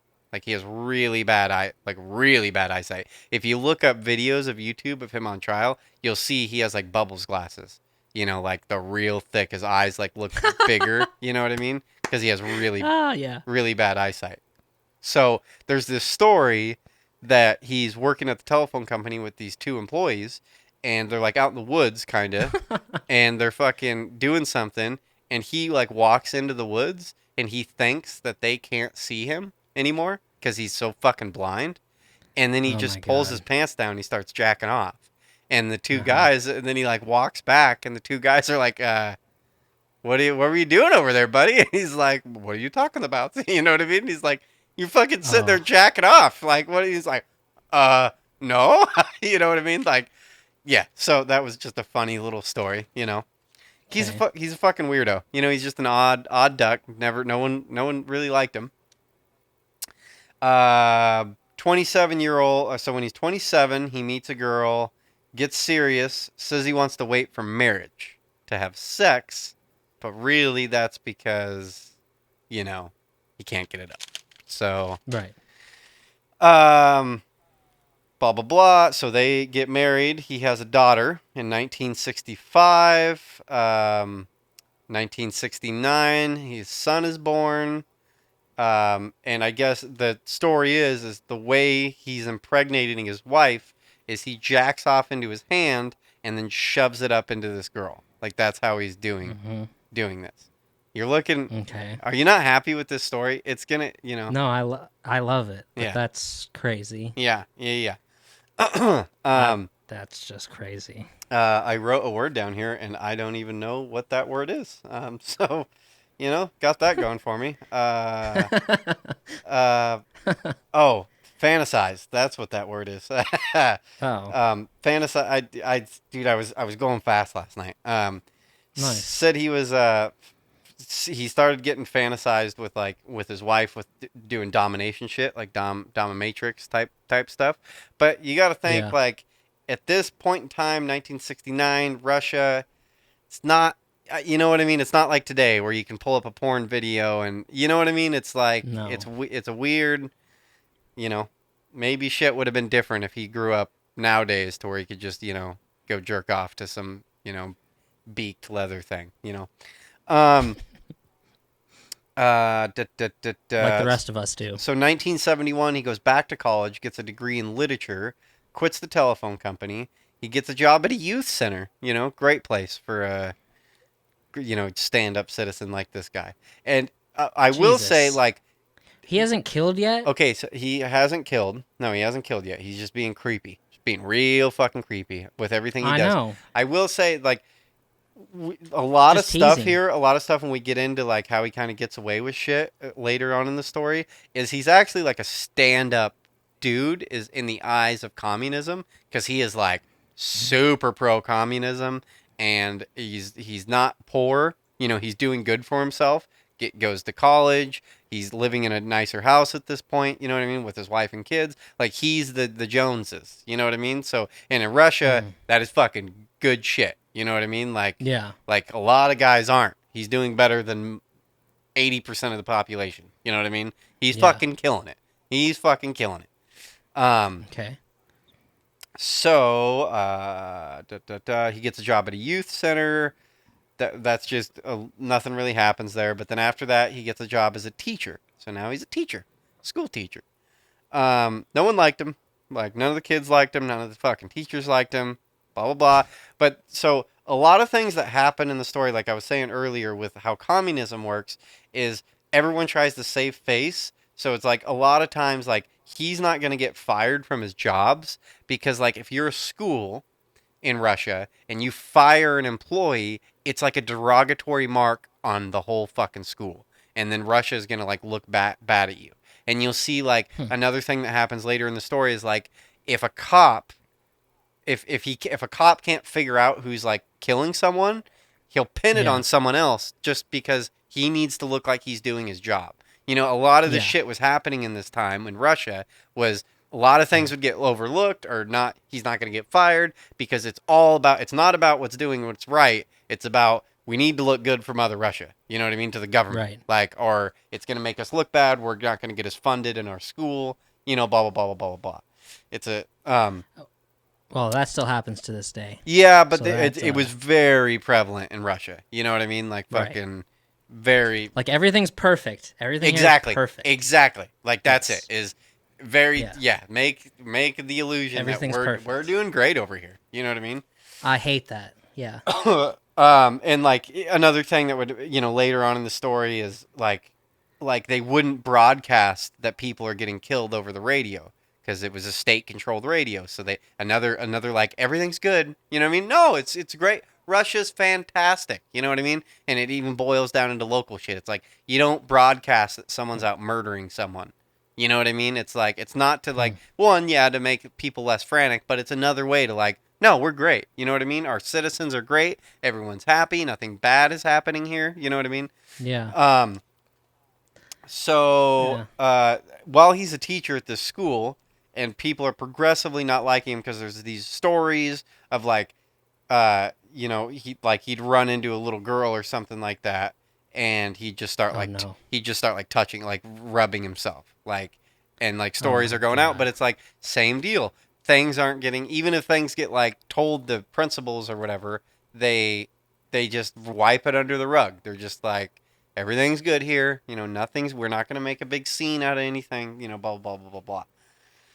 1973, this is where, the first like real, the holding down coming thing, I guess. But in 1973, he's swimming with these students and goes out and like finds one girl who's like kind of out by herself, swims over to her and starts like fondling her, like feeling her up and shit.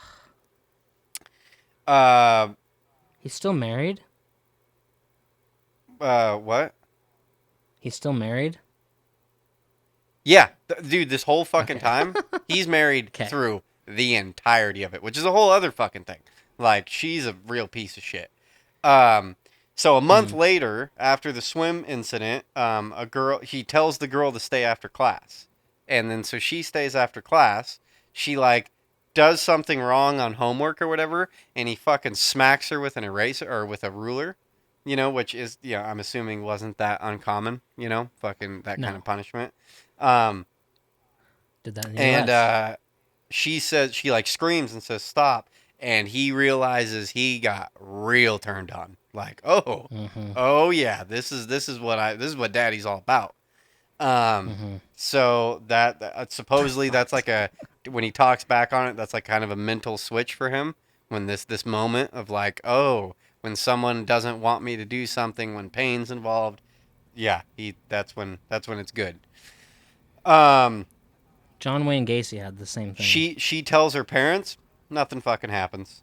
She tells her parents all about this. Nothing happens. This fucking crazy planet. Supposedly right after this, he molests his 6-year-old niece. So that happens. And then, and then a few years later in that he would just like, he molested his niece, and then as time would go on, he'd get like so open about shit. He would just like, she would just be like in the house, and he'd just fucking start masturbating in front of her, just rubbing his soft cock that he can't get hard, and just yeah. The wife knew this was happening and just kind of turned a blind eye to all this shit. So real stand-up lady.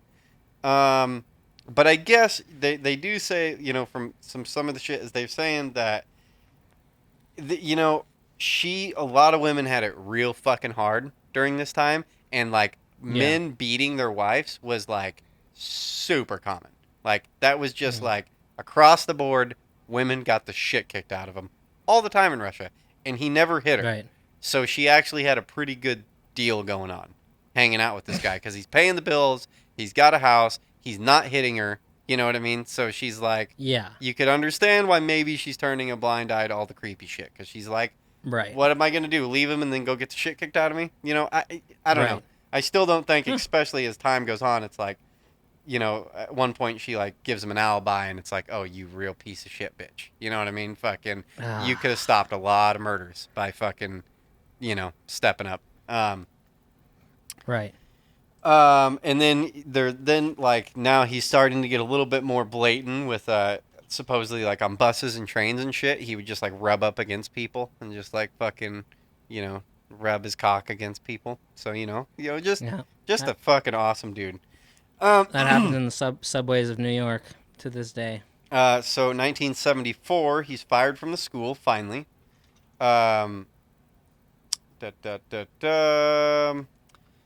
So he gets another job now he gets a new job as a teacher at a different school. And same deal is they don't want to fire him. That no one likes him.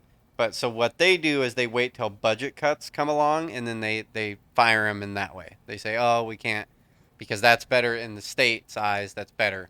Oh, no, he wasn't fired. We had to let him go because of budget cuts. This is a budget thing. Smart. And then he gets another teaching job. So,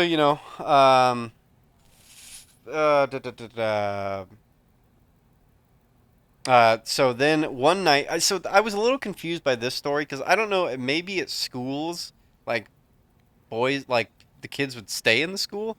I didn't understand this part, but there's this 15-year-old boy says he wakes up and Chikatilo has the kid's dick in his mouth. Like he wakes up and he's getting sucked off by Chikatilo. Like, so I'm assuming he was like staying at there was like a, it's like a boys camp type school. I don't know. I didn't understand why he would be around at night because it didn't seem like he broke into his house. It was like the boy was just, I'm assuming they're like in barracks or something like that. You know what I mean? Yeah. A boarding school thing. Yeah. So he's going to boys. He's going to boys now. It's just something that happened. Yeah, he's just sucking a boy off, and the boy wakes up. The boy says some shit. No one does anything. So That's fucking crazy. 1978, he buys a shack in the woods and doesn't tell anybody about this shack. Just goes and buys a shack out in the woods. So he's something's going on up in his head. Fucking. So now he starts luring girls to the cabin. He would, and mainly almost all this would happen at train stations. He'd find like young girls and blah blah blah, offer them whatever, and get them over into the cabin. And then, but at first he would just like roughen them up. He'd just like fuck with them once they'd be in the cabin, and he'd come. Like he'd do the hold down thing and shit. You know what I mean? And it would get him off. And then in 1978, he gets a 9-year-old girl into the shack, holds her down, tries to rape her. He can't because he can't get it up. So he uses his hand to try to push himself into her, sees blood, breaks her hymen, instantly ejaculates. Oh my God. Instantaneously ejaculates.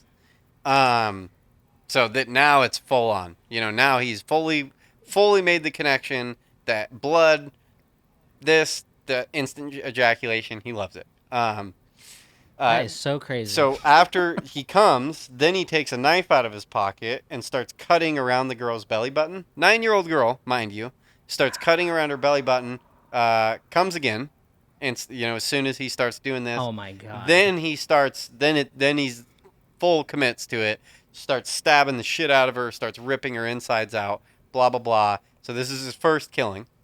Fucking. Oh my God, dude. Oh, I told you crazy. it's gonna get fucking dark. Like. I'm so glad you did this after the guest. Yeah. Oh. So this then is just like, dude, on the Dust Mice episode, you did the Randy Weaver for like 45 minutes before Dust Mice. That's why I'm glad you did it after the guest. Yeah. I kind of figured. That fucking maniac needs to be stopped. Jesus Christ. Dude, the shit gets weird. Why doesn't anybody do anything? Well, okay, it's You just, fucking Russia, if you're bud. a neighbor, if you're on his street and you hear a story, you just like, I don't know, let's go get that guy. It's old school. Yeah, but he hasn't killed yet, and so now he's starting to kill. You know what I mean? Like, yeah. But this is Russia. I don't know. He's yeah. I'm sick of Russia. Okay. So then he goes and throws the body off a bridge, but none of this shit happens very far from his fucking house, or from his cabin. And then some clothes. So he throws the body off a bridge, the girl's body, and then races home and cleans himself up because he's all covered in blood before his wife gets home. The girl's found two days later. The belongings are next to his shack. He becomes a person of interest. Wife gives him a fucking alibi. Fucking gets him all free and clear. Real piece of shit maneuver. If she wouldn't have done this would have been one killing. Would have stopped right there. Hopefully. Yep. But actually, what you'll come to find out later is it actually might not have stopped because there's some bananas weird shit about this guy. We haven't even If got. there's no, if there's never any body found, then there's never any conviction. And if there's an alibi, there's no conviction if there's an alibi. So You're scot free. and then also when they look into him, he has no criminal record. Nothing about any of these weird shit has ever been reported, which is just fucking bananas. You know what I mean? That has been And then so this is where the whole fucking this is kind of ridiculous, and you would feel bad about this guy, but he's a murderer himself. Another guy gets blamed for the murder because the cops want, they want to pin it on someone. They need to look good at their job. They pin it on someone else who's already done 10 years in prison and he's gotten out Right. and he's in the area and the guy has Yeah. no, whatever. They pin it on him. He goes back to prison. Chikatilo, free and clear. Murder's been solved at this point, and he's executed. The guy's fucking executed, and that's real shitty, but the guy also murdered some young girl, 15 years Right. before that, so, fuck him. Um, so 1981, he's 33 years old. He steps down as a teacher. Again, should have been fired. Again, they think like they were trying to get him out. You know what I mean? And finally, he just quits on his own accord. He becomes a supply clerk. So, a supply clerk, I'm not sure, but this is kind of fucked up. This is you'd think the teacher thing's more fucked up, but this is actually more fucked up because now he's by himself and he's allowed to travel all over the fucking country. You know what I mean? And so, bad job to have when you're a murderer, or a really good job to have. I mean, the teacher is a shitty job too, but at least you have like a lot of eyes on you throughout the day. You know what I mean? And you're going to the same place. You kind of keep track of someone. This one, he's all by himself. And so that's a dangerous thing for someone like him. Takes a girl from a train station to have sex with her, holds her down, shoves her in the dirt, or shoves dirt into her mouth while he's like trying to do his thing, kills her by beating her to death, bites a nipple off of her, and then dances around her body naked, chewing the nipple. And you'll find out he starts doing this a lot. He starts doing this weird naked dance after he kills someone and chewing on body parts. And then when he looks back at all this, like during the trial, and when he talks about all this, he's justifying all this shit. He thinks like a lot of these girls are like hookery or like dregs of society type people, and so he's like, oh, I'm weeding out the shitty Russians. You know what I mean? So like I'm doing a service to the country by taking all these shitty, poor, fucking lowlifes out of society. Next one's a 13-year-old girl from a train station, gets her alone in the woods, tries to have sex, can't, stabs her to death, covers body, walks away. 1982, kills 6 more victims. 14-year-old, 9-year-old, first male, 16-year-old, 18-year-old, 15-year-old, 10-year-old. Now, at this point, Special Task Force is formed because they are like, shit's getting, something's going on here. Like there's a lot of dead They're kids. Like, I think something might be going on here. I don't know. So something might be going on. So a task force is formed, all to find this fucking guy. They didn't tell the public, again, like I said earlier, they didn't tell the public about any of this shit. They didn't tell anybody about the murders, that they're trying to keep all this shit fucking on the hush-hush.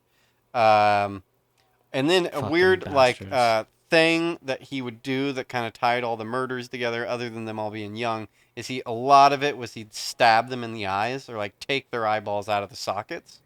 And a lot of people think that, and he actually said this later, is this has to do with a Russian wives' tale about wives' tale about people thought that when you died, your retinas like maintain the last image of whatever was happening, and then so I which is ridiculous, but whatever. That was like he said that's why he was doing it. 1983, 8 more victims, 6 of them women, between the ages of 18 and 25, a 7-year-old boy, and then a 17-year-old girl gets her lips and nose cut off. Later, a 10-year-old boy stabbed 54 times. In 1984, killed a girl he had slept with in the past, like an older girl, like a girlfriend of his or whatever. Beats her to death with a Whoa. hammer. Um, Oh, and this one's sad because she comes, Oh. she meets up with this dude, and she actually brings her 10-year-old daughter with her, and the daughter's out in the fucking woods, and then he has a confrontation with the mom, beats her to death. 10-year-old girl comes up, sees her mom beaten to death with a hammer, um, sees mom dead, and when she comes up to see her mom dead, Chikatilo's naked, doing his weird fucking dance around the body. Screams, and then he chases her down into the woods and cuts her head clean off. Um, so yeah, that's that. So at this point, 30 people are dead. He's killed 30 people. Still married, still has kids, still coming home afterwards and patting his little girl on the top of the head. Fucking creep. You know, this is fucking bananas. This would never have happened in the United States. Oh, maybe. I mean, there's some No. bananas. We can get into some other murder ones because I've gone down some other murder paths that are fucking bananas in the United States that you don't even Oh, hear I know. about, and it's like holy shit. There's this Mexican dude down in L.A. in the '80s that you've never heard the guy's name, and he was fucking sadistic. We'll have to do him one day. He was fucking I can't Oh, remember his name, Jesus. but he's like. That's why I don't get why some of these murderers have the names they do. Like Ted Bundy is fucking tame in comparison to this guy. You know what I mean? Like didn't do Yeah. shit in comparison to this guy.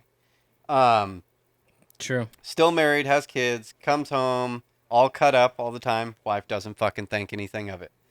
And so he liked to chew. I said this earlier, but he liked to chew on body parts, and he said his favorite was the uterus. He loved to chew on the uterus. That was like his thing. But he didn't really have like a real pattern. Like it would change from boys to girls. You know, there'd be some older people in there, so like it was just weird. Police have no idea who's doing any of this. They can't figure it out. 1984, he's seen by an undercover cop trying to lure a young girl out of a train station. He's arrested. He's searched. They find rope and a knife. He's detained. They're like, okay, this guy is real fucking suspicious. They find out the past about them looking into him before about the murder. So they're like, this guy's fucking guilty. Like, this is our fucking man. This is what makes him fucking super bananas as a serial killer. During this time in 1984, no one knew that this was a fucking medical condition. But his blood type doesn't match his semen type. So they fucking blood test him because they have all these semen samples. They're like, fuck, it's not the guy. It's not the guy. When it was the fucking guy, but he has a super rare fucking condition to where his blood, he didn't know he had it. They test him and they're like, oh, it's not the guy. And he's like, sweet, sweet, and fucking What? let free. Let free. Because they can't, Wait. there's a fuck, So I don't, blood and semen apparently match each other. yeah, Like it's all just DNA. his blood type is A, his actual blood type, and the semen type found at the crime scenes is AB. He comes AB semen, but his actual blood type is A. And then so they no one knows that this happens.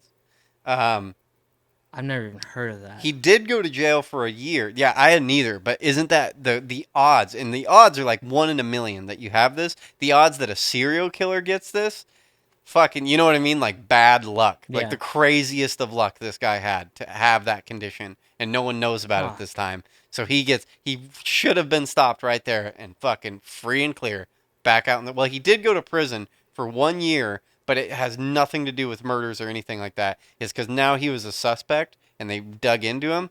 He actually gets wrongly convicted of stealing, stealing, they find fucking like a piece of fucking oh, he worked for flooring. That was the distributor he worked for. It was like a flooring distributor, and the flooring distributor had a bunch of flooring go missing, and they found a piece of like the same kind of flooring like in his watch or something, like crammed in his watch or something like that, and he gets blamed for it. Supposedly had nothing to do with him. He gets wrongly blamed for stealing all this flooring and does a year in prison. Oh. Um, Oh.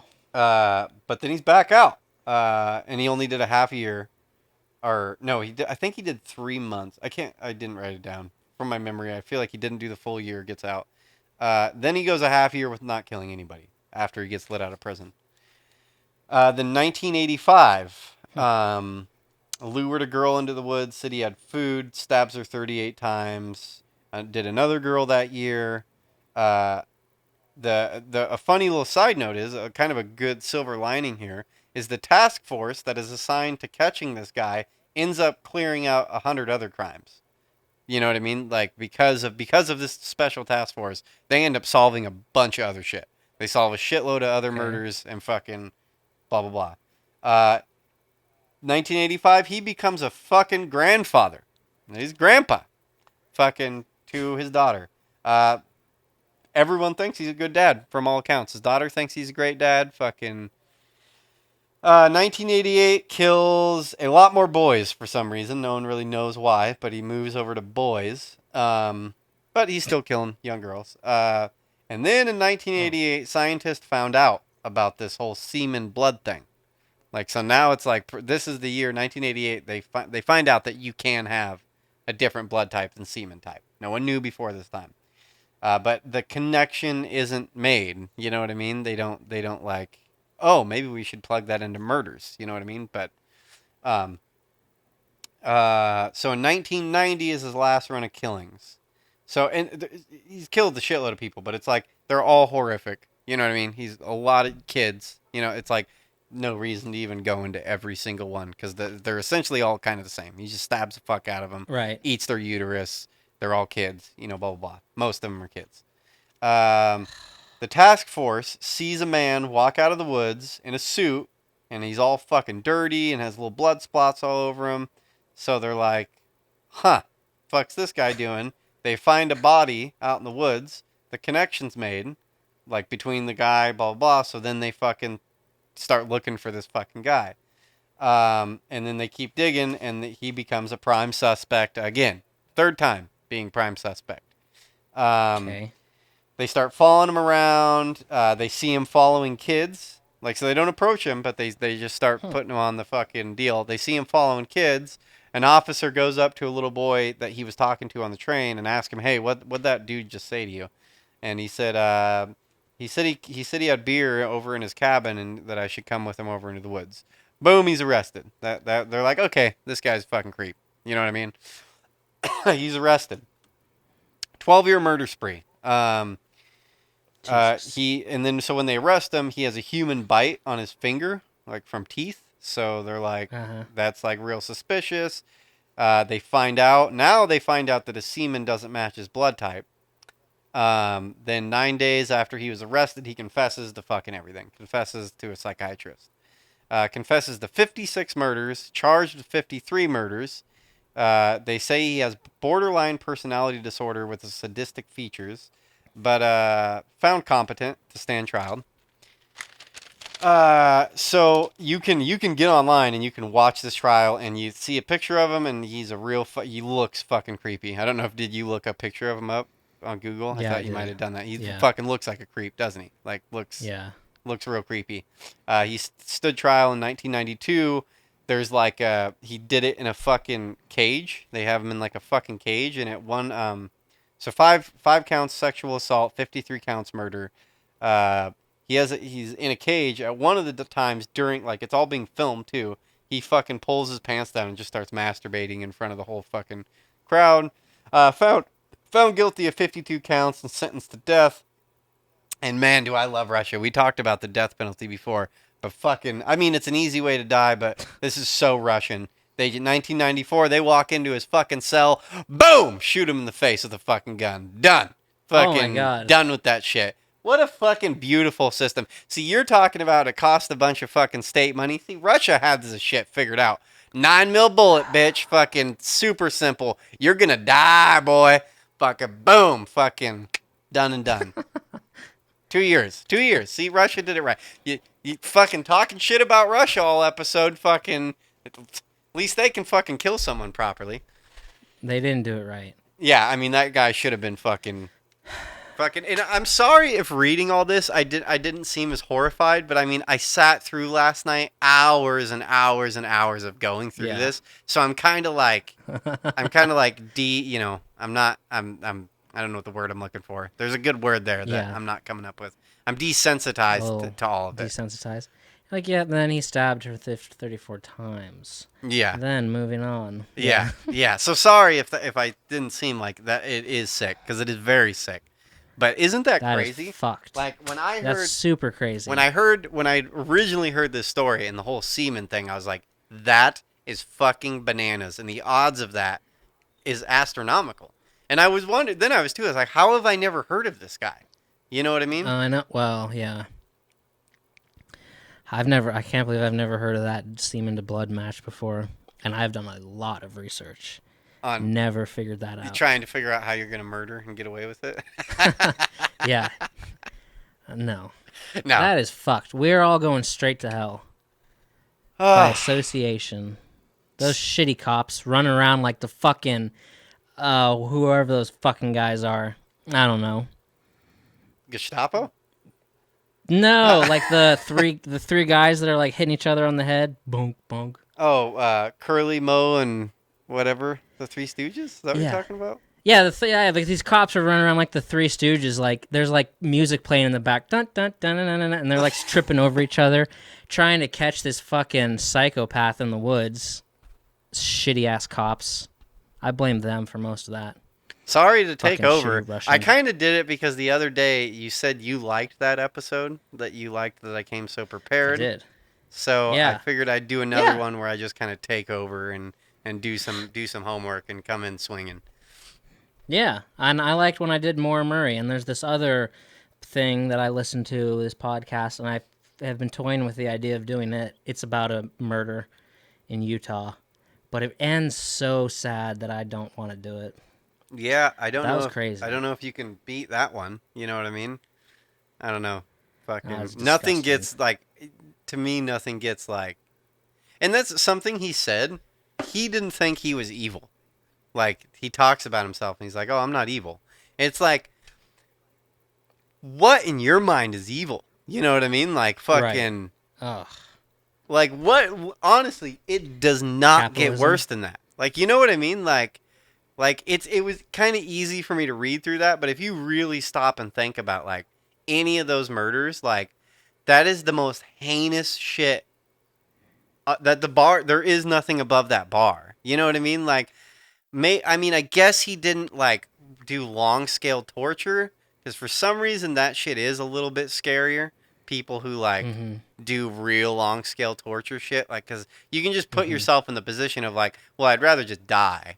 You know what I mean? Than fucking have John Wayne Gacy fucking coming home and fucking going to work and coming home and fucking with me. You know what I mean? Like, Yeah. for some reason that is kind of creepier, but, you know, I don't know. When there's so many kids involved, like, it's just like, fuck. Yeah. That's fucked up, man. Crazy bastard. Sorry to I get don't so like the dark. guy. Did you not? Is it all right to get dark like that? Did you like that? Yeah. I guess email us. Tell us Trying what to you take guys it to the think. next level. Yeah, email us. Fucking tell us what you think. You know, take it to the next level. I just clicked on a link and nothing happened. God, I hope everybody didn't just hear that. I didn't hear anything, so I think we're good. That's craziness. Yeah. I don't like the guy. That's my summary. He's not my kind of guy. Yeah. Andrei Chikatilo, the Butcher of Rostov. Andrei Nicotina. Andrei Nicotina. So, go. Oh, I got a couple things for you. Okay. If you want them. Throw it First at me. of all, Tom Cruise is making a space movie. Guess where it's being filmed? Space? Yes! Oh, I'm so excited. Real talk? That's all I know about the movie, and I can't wait. I will be in the theater for that. Is Elon Musk a part of this or something like that? I don't know, but I saw a clip from, like, the production of it, and it's like Tom Cruise is making a space movie in space, and I'm like, done. I don't care if it's a rom-com. I am there. What if it's sounds like great. a documentary of Marlocks and L. Ron Hubbard or something like that? Are you still down? Oh, yeah. Tom Cruise is making a space movie in space, dude. I am there. Hell yeah. I'm ready to get nutty. Okay, so also, speaking of New York pizzerias, Because we were definitely talking about New York pizzerias. Yeah. Way to plug that in there. A Brooklyn pizza shop. What? I was going to say, your fucking powers of segueing into things are just crazy. It's like fucking... I've never seen someone do so good. Thank you. A Brooklyn pizza shop is offering comforting words for $1 on its delivery menu. Okay. So, on their app of Vinny's Pizzeria in Brooklyn, there's an app that you can order, and for $1 on the app, you can order comforting words. So, when your delivery driver gets to your doorstep to give you the pizza, they will look you straight in the eye, and they will tell you, everything's going to be okay, and you're doing the best that you can. For another $1 on your order, you can get that service. That's fantastic. I'm kind of down. I'm kind of down with that, but I feel like it would be really uncomfortable in the moment, and then I would regret it. To be the person doing it, or you mean to get it? To get it. Yeah. I'd be like, this is fucking weird. Why did I do that? But it'd be funny if you like, if you were like, if you didn't know and you were like, hey, order a pizza, and I just ordered it, and then the delivery driver just stared at you and was like, everything's gonna be fine, and you're doing the best that you can. That'd be pretty funny.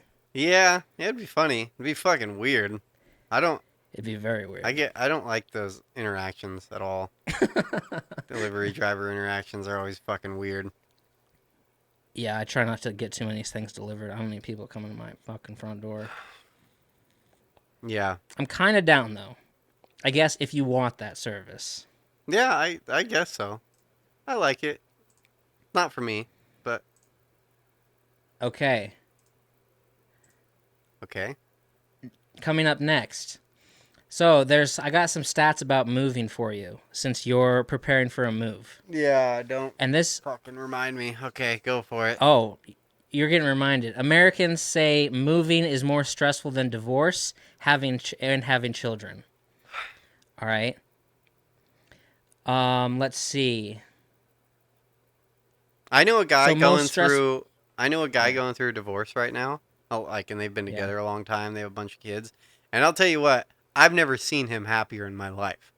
He is fucking the happiest. He's lost a shitload of weight. He's in great shape. He's fucking, he's just loving life. He's just the happiest camper ever. He's like, dude, everyone should get divorced. So this survey asked 1,000 Americans, first of all, any kind of survey you want. You want much bigger numbers than that. That's a really terrible number to have. The survey asked 1,000 Americans who have moved within the last 3 years about their experiences and the growing pains that come with moving on. Whether they did their most recent move themselves or hired a moving service, 45% of respondents said moving is by far the most stressful event in life. Next in line from life's most stressful events was going through a breakup or divorce at 44%. That's the survey found dumb. The survey found 64% of respondents said their most recent move was one of the most stressful things they'd ever experienced. 43% said that they would never do it again. Do you agree with this? No. Because stress, fucking moving sucks. But it's not. No, it doesn't. That bad. Yeah, it's not that bad. A whopping 94% of respondents who hired movers for their last journey said it was worth every penny. You know what I do? What I did learn on this last one? The part that stresses me out, that I get irritated about, is cleaning shit after you move out of a rented place. You know what I mean? So you can get your deposit back and shit like that. So I kind of made my mind up. After the last move I did 6 months ago, I don't give a fuck anymore, because the amount of times that I've been fucked out of arguing with people about deposits and that shit was clean. The last house I moved out of, it was right when Rona hit, and fucking, I was on this back and forth trying to get paint. They said they would fucking supply paint. So I go in and I fucking clean the shit out of this place. Ammonia, everything. It was spotless. It was ready for someone to move in. If I moved into a place how I left it, I would be ecstatic. I'd be like, it is spotless in here. I mean, it was fucking, everything was spotless. Yeah. And fucking all the holes in the walls, all the fucking tack holes, I fucking where I mounted my TV, I fucking spackled it Yeah. all out, and they said they'd supply the paint. That's already a paint match for all their fucking units or whatever. It's like, sweet. So they're like, if you just leave a cup out front of the office, we'll fucking fill the cup up with blah, blah, blah. So I do that, and it's like, I'm like Friday, Saturday or something like that, or Saturday, Sunday. And like Saturday, I do it at like 9 a.m. in the morning. I leave my little fucking cup there. And then at like the end of the day, like 5 o'clock, I like hit them up. I'm like, when are you guys going to deliver this? You said your maintenance guy was going to come, fill the thing up, and then leave it on my front porch. You know what I mean? And they're like, oh, shit. You know what I mean? Like, we fucked up. We forgot all about the blah, blah, blah, blah, blah, whatever fucking excuse they had. I'm like, okay, I was going to be done with this shit today, but I was like, I can come back tomorrow. It is not what I want to be doing. I have other shit going on, but I was like, I will come here tomorrow and fucking paint this place. And then so I do the same fucking, they're like, we'll have it there first thing in the morning. They don't get it to me till like fucking 11 o'clock. So I'm just sitting there, blah, blah, blah. I finally get the paint. And I'm like, I can fucking run through and fucking paint. I paint like one, and I'm like, you know how paint like looks different when it's wet versus dry? You know what I mean? I'm like, Yeah. it looks different, but that looks too different. Like, that looks like it's not going to dry that fucking color. And I'm like, okay, well, either way, it's a primer. You can look at it that way. You know what I mean? And they're going to have to come back and fucking paint this. But it's been spackled. It's at least got a primer coat on it. They can come fucking fix this shit. I move out. I write them a fucking email explaining all that. I'm like, look, I tried for 2 days. You guys didn't give me the fucking paint you said you were going to give me. And fucking blah, blah. And I was like, I don't think it matches. And then they email it back and they're like, yeah, well, you shouldn't have done that. So you're not getting your deposit back. And I fucking lost my goddamn mind. I was like, who's the general manager? Who's the head honcho at this fucking deal? Give me their email address. Like, blah, blah, blah. I was fucking pissed. I just started writing emails, blah, blah, blah. And they just essentially were like, yeah, go fuck yourself. Like, we're not giving you the money. I was fucking furious. They charged me like $1,000 to fucking go spend 5 minutes to go paint it with the right fucking paint. I was like, you are cunts. You are the biggest cunts ever. So now, a real long way of just saying, I don't give a fuck. One, I own a house now. So now I really don't give a fuck. You know what I mean? Like, me moving out of this house, I don't care. Like, I'm going to go tell them to go fuck themselves. I know they're not going to give me a deposit back anyways. So it's like, I'm fucking leaving this place with a fucking dog shit on the fucking floor. I don't care. You know what I mean? Like, fucking, I'm done. I'm not doing anything. I'm not patching a hole. I ain't fucking vacuuming anything. I ain't fucking cleaning the fridge. I ain't doing shit. Fuck them. Fuck them. They're getting the anger of 5 renters that have fucked me over. You know what I mean? And like, I'm done. I don't give a shit. Fuck them. Okay. Yeah, I'm the complete opposite of that. Let's see. The survey found the most stressful parts of the move were packing up their belongings, 48%, closely followed by sorting out what to keep and what to get rid of or donate, 47%. On top of these stress points is, of course, the price tag of the move. The survey found the average cost was over $1,500. 35%. This is great. 35% of respondents admitted to secretly breaking or losing an item that belonged to a significant other during a move because they didn't like it. That's funny. These fucking psychopaths, dude. It is not that bad to move. So here's the most stressful life events in the survey: moving, divorce, getting married, having children, starting your first job, entering a new career, sending a child to college, starting college, dating someone new, and getting a pet. Huh. These are our issues. These yeah, are that our moving most does not things. belong in the top. Fucking no. It's just the cleaning of a place, and then the only other stressful part to me is finding someone to help you move big items. Because that's always a pain in the ass. Because no one ever wants to help you, and I get it. I don't want to be asked. Fuck you, dude. I ain't helping you move your fucking bed. I think this round, I'm just going to pay someone to do it. I was looking up rates the other day. I was like, fuck it, dude. I'm just going to pay a moving company to do it. Because it's always no one ever wants to do it like, hey, I'll buy you pizza and the 6-pack. You know, they're like, I don't want a fucking pizza and a 6-pack. I want to go home. You know what I mean? Like, I don't want to come help your ass.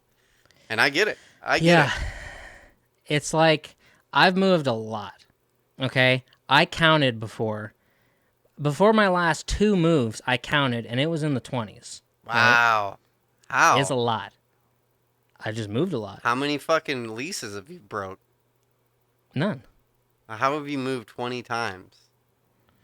And Well, done a lot of it. even at a 6-month lease, or were you just doing month to month? Some of them were month to month. Some of them were just with roommates and stuff. A lot of it was single mom, 2 kids. We moved around a shitload before I even was 18. Oh, you're talking with when you were under 18 too. I think so. Oh. It's still a lot. I mean, there's a lot of times I moved like twice a year as an adult. But look, it's not that bad. I love moving because I get so fucking military mindset. I'm like, we're doing this shit. Like, let's fucking go. I can fucking do this. Like, it is so easy for me. Just like, you pack it. Everything's packed. Like, week before, everything's packed. You are down to no TV, no computers, no nothing. Like, get everything done. Dude, when I moved this time, because I moved to North Dakota when I was 19, moved back when I was 20. Moved to North Dakota when I was 21, moved back when I was 22. Moved to North Dakota when I was 27. That time sucked ass, okay? Here's what I did. I was here. All my shit was in Idaho, in a house that I was paying for. I was paying for a house here. I was paying for a house in Idaho. Time to move into another house, this house. I take the train back, get to Idaho in the middle of the night. I have about 3 days. First day, my little brother's already there, Carl Flystone. He's already got couches sold. He's got stuff packed. He's got shit organized. Second day, now I'm doing packing. Everything's getting packed up, whatever. Stuff's kind of getting cleaned in the process. Like, third day, go get the U-Haul first thing in the morning. I get the biggest U-Haul that they have to offer. The big one. Like, the one for, like, a family of 4 or 5. I get the biggest one you can get, which sucks because they're not that great to drive. They're actually kind of giant pieces of shit. Yeah. And I'm looking at a 14-hour drive. So, with Brad driving and my brother in his car. So spend that whole third day packing everything up, cleaning the house. Because this is like a pack and clean and go. There's no, like, coming back and cleaning. So it's like packing, cleaning, everything's in the U-Haul. So the night before you're ready to move in the morning, the only thing that's left in the entire house is a mattress. That's it. Everything else is fucking a mattress and a phone charger. That's how you're supposed to do it. This is fucking military. We're not having dinner the night before. We're not watching a movie. This is like go time. Because I'm getting up at 2 in the morning, right? Because we're talking a fucking 14-hour drive. And I'm going the long way. And for people who know, the long way from Idaho to North Dakota is you go from Sandpoint, you go to Coeur d'Alene, and you go south through Bozeman, Billings, Missoula. You go along the bottom of Montana and come back up to North Dakota. Now, the reason I wanted to take that way instead of taking a straight shot... What's the short way? Going through Bonners. Oh, yeah. Glacier. I've never done that top route. Problem with the top route, you're talking a single lane highway the whole way, and once you get into eastern Montana, reservation land, you're talking about limited cell service and limited gas stations. So I was like, let's take the south way. I'll take the extra 2 hours because I'm going to be going through bigger cities, and it's a 4-lane highway the whole fucking way. So I was scared about breaking down. And I was willing to take the extra 2 hours to be around more civilization. So get up the next morning. It's time to move now. It's time to drive to North Dakota in this U-Haul. Wake up. It's pouring rain. Right? It's dark as fuck out. It's 2 in the morning. Got to get these mattresses into the U-Haul. Okay, get some tarps. Go find some tarps, break them out, cover the mattresses and tarps. Like, we just got to get the mattresses in the back of the U-Haul now that's now full of everything that I own. And there was a weird moment because I was peeking out my front door and I had my dog on the leash and I was looking outside at the U-Haul. It's pitch black everywhere. I've lived in this house for about a year. That big house that I rented, I told you about, guest house, pond, fucking 4 driveways. And there's this skunk that's walking around the U-Haul. And I'm like, what the fuck? It was really eerie. And then I had to stand there for like 15 minutes until he left because I had my dog. I was trying to get the dog to the U-Haul. I was like, that is a bad omen. And it's pouring rain now. And then Brad drives now, me and the dog in the U-Haul, driving from Sandpoint to North Dakota, 14-hour drive. Hey, guess what? Guess what's along this 14-hour drive? Oh, there's 3 mountain passes. There's 3 different mountain passes, and this is the end of September, right? Here's what you get in your first mountain pass. It's pitch black out still, it's pouring rain, and you're going up the mountain and down the mountain in this giant U-Haul. U-Hauls are so shitty. One, don't have cruise control, okay? So you're talking 14-hour drive with no cruise control. Kind of sucks for me. Another one, not good audio. So I have a giant Bluetooth speaker. Yeah. Yeah, in front of the passenger seat, giant Bluetooth speaker. I'm using the audio with that. So cool. You get over the first mountain pass. Guess what you get for the second mountain pass? A fucking blizzard. A giant you get halfway up the mountain. This is in Bozeman or some shit like that. And it's a blizzard. Like windshield wipers. So I'm going up the mountain in this U-Haul, and it's a giant blizzard. Then you got to come down the mountain in the U-Haul, where people are going slow as fuck, right? And the thing is, it's like I just could see it in my mind going south because I don't know the capabilities of this vehicle that I'm driving, and it's snowy as shit. Like, it could just start sliding. Anyway, get through that. The next mountain pass, there's like more snow. I'm like, what the fuck, man? It's like perfect weather when you're down in the flat Montana, and then these fucking mountain passes are blizzards. Drive all the way to North Dakota. Get to North Dakota. The reason I did it on this day, and I love my landlord to death, and I owe him like my entire life, and I'll never say a bad thing about him, but I did it on this day is because I was told the house was going to be ready for me. So I said, all right, the house will be ready that day. I'm going to do the move that day and get there when the house is ready. Pull up to North Dakota. This is after I've been up. This is at like 8, 9 o'clock at night. So I've been up since 2, and I just did this drive. The house ain't ready. The house is full of construction workers still at that time with saws everywhere, wood everywhere. Nothing's ready. You know what I mean? Ugh. So then it's like, what do you do then? So now I have the U-Haul full of everything that I own. It's like, what do I do? Go to a hotel. We just go to a hotel, get a hotel room, shitty-ass hotel in Williston in fucking North Dakota, full of criminals, I'll just say that are like eyeballing my dog while I'm walking him down the hallway of this hotel. They're like not looking at me. They're looking at the dog. And I'm like, Jesus Christ. Don't get any sleep that night. And it sucked. And the house wasn't ready for another month. So then we had to unload the U-Haul into my landlord's garage at his house, drop the U-Haul off, live at Vince's for a month. It was a nightmare. But guess what? It still ain't that bad. Because that morning, when I was driving at 2 a.m. in Idaho, pouring rain and stuff, I'm thinking in my mind, I'm like, try to stop me. Try. I'm just saying, try to stop me. Do whatever you got to do. Blow a tire. Try. Just try, because you ain't stopping it. This is happening. I'll take whatever fucking you laid in front of me, and I will overcome it. I don't care what it is. Like, it is happening. It's kind of fun. So, no, moves aren't that bad. I'm surprised. I'm surprised about the things that bug you and the things that you can just conquer. I do disagree with that list. I don't think it's the most stressful thing. Everything else on that list seems way more stressful. But I'm not saying moving's fucking easy either. Moving fucking sucks. I like it. And like I've been saying that, like, okay, right off the bat, just with this show, like this next month is gonna suck balls.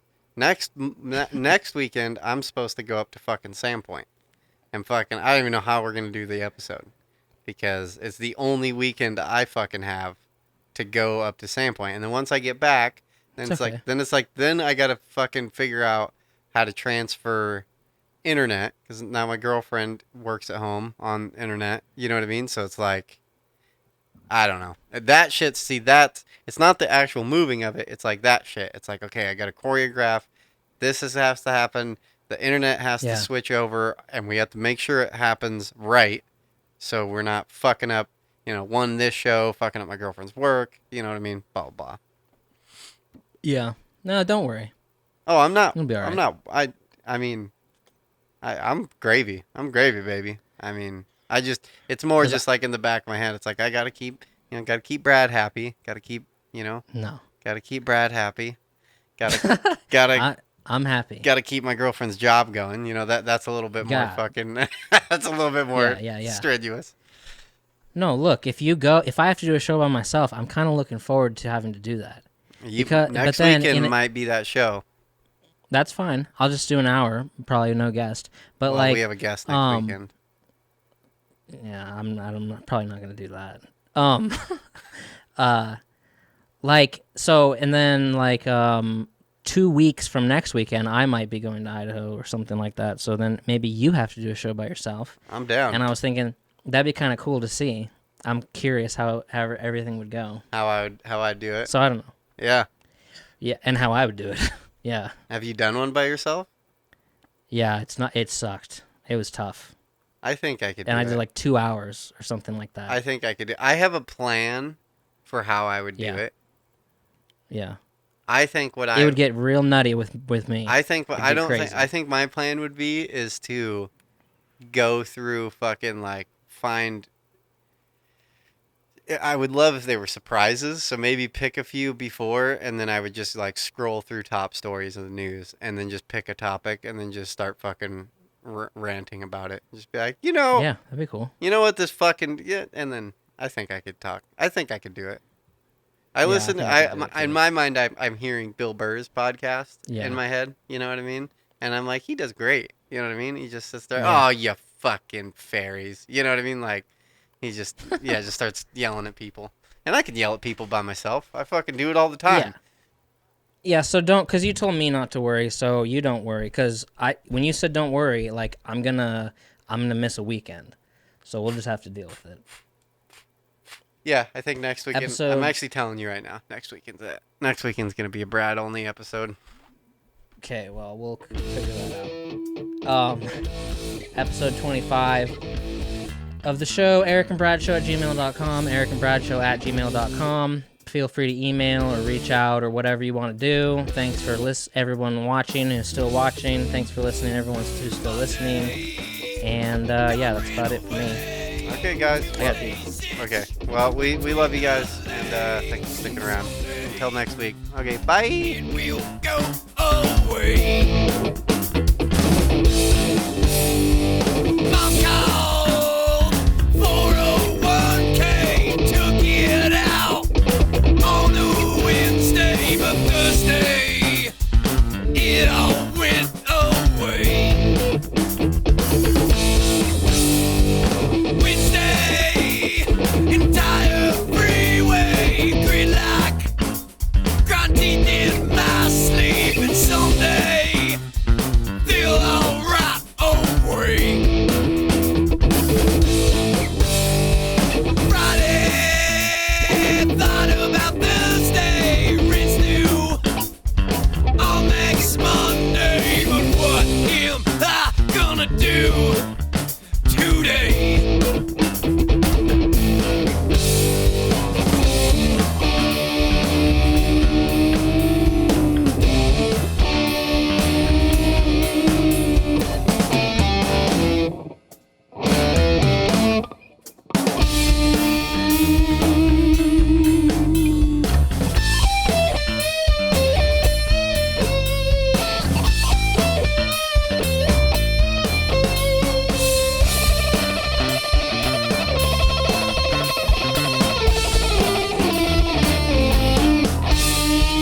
Tiptoe through time, trying to make it by. Masquerade, masturbate, nearly all my life.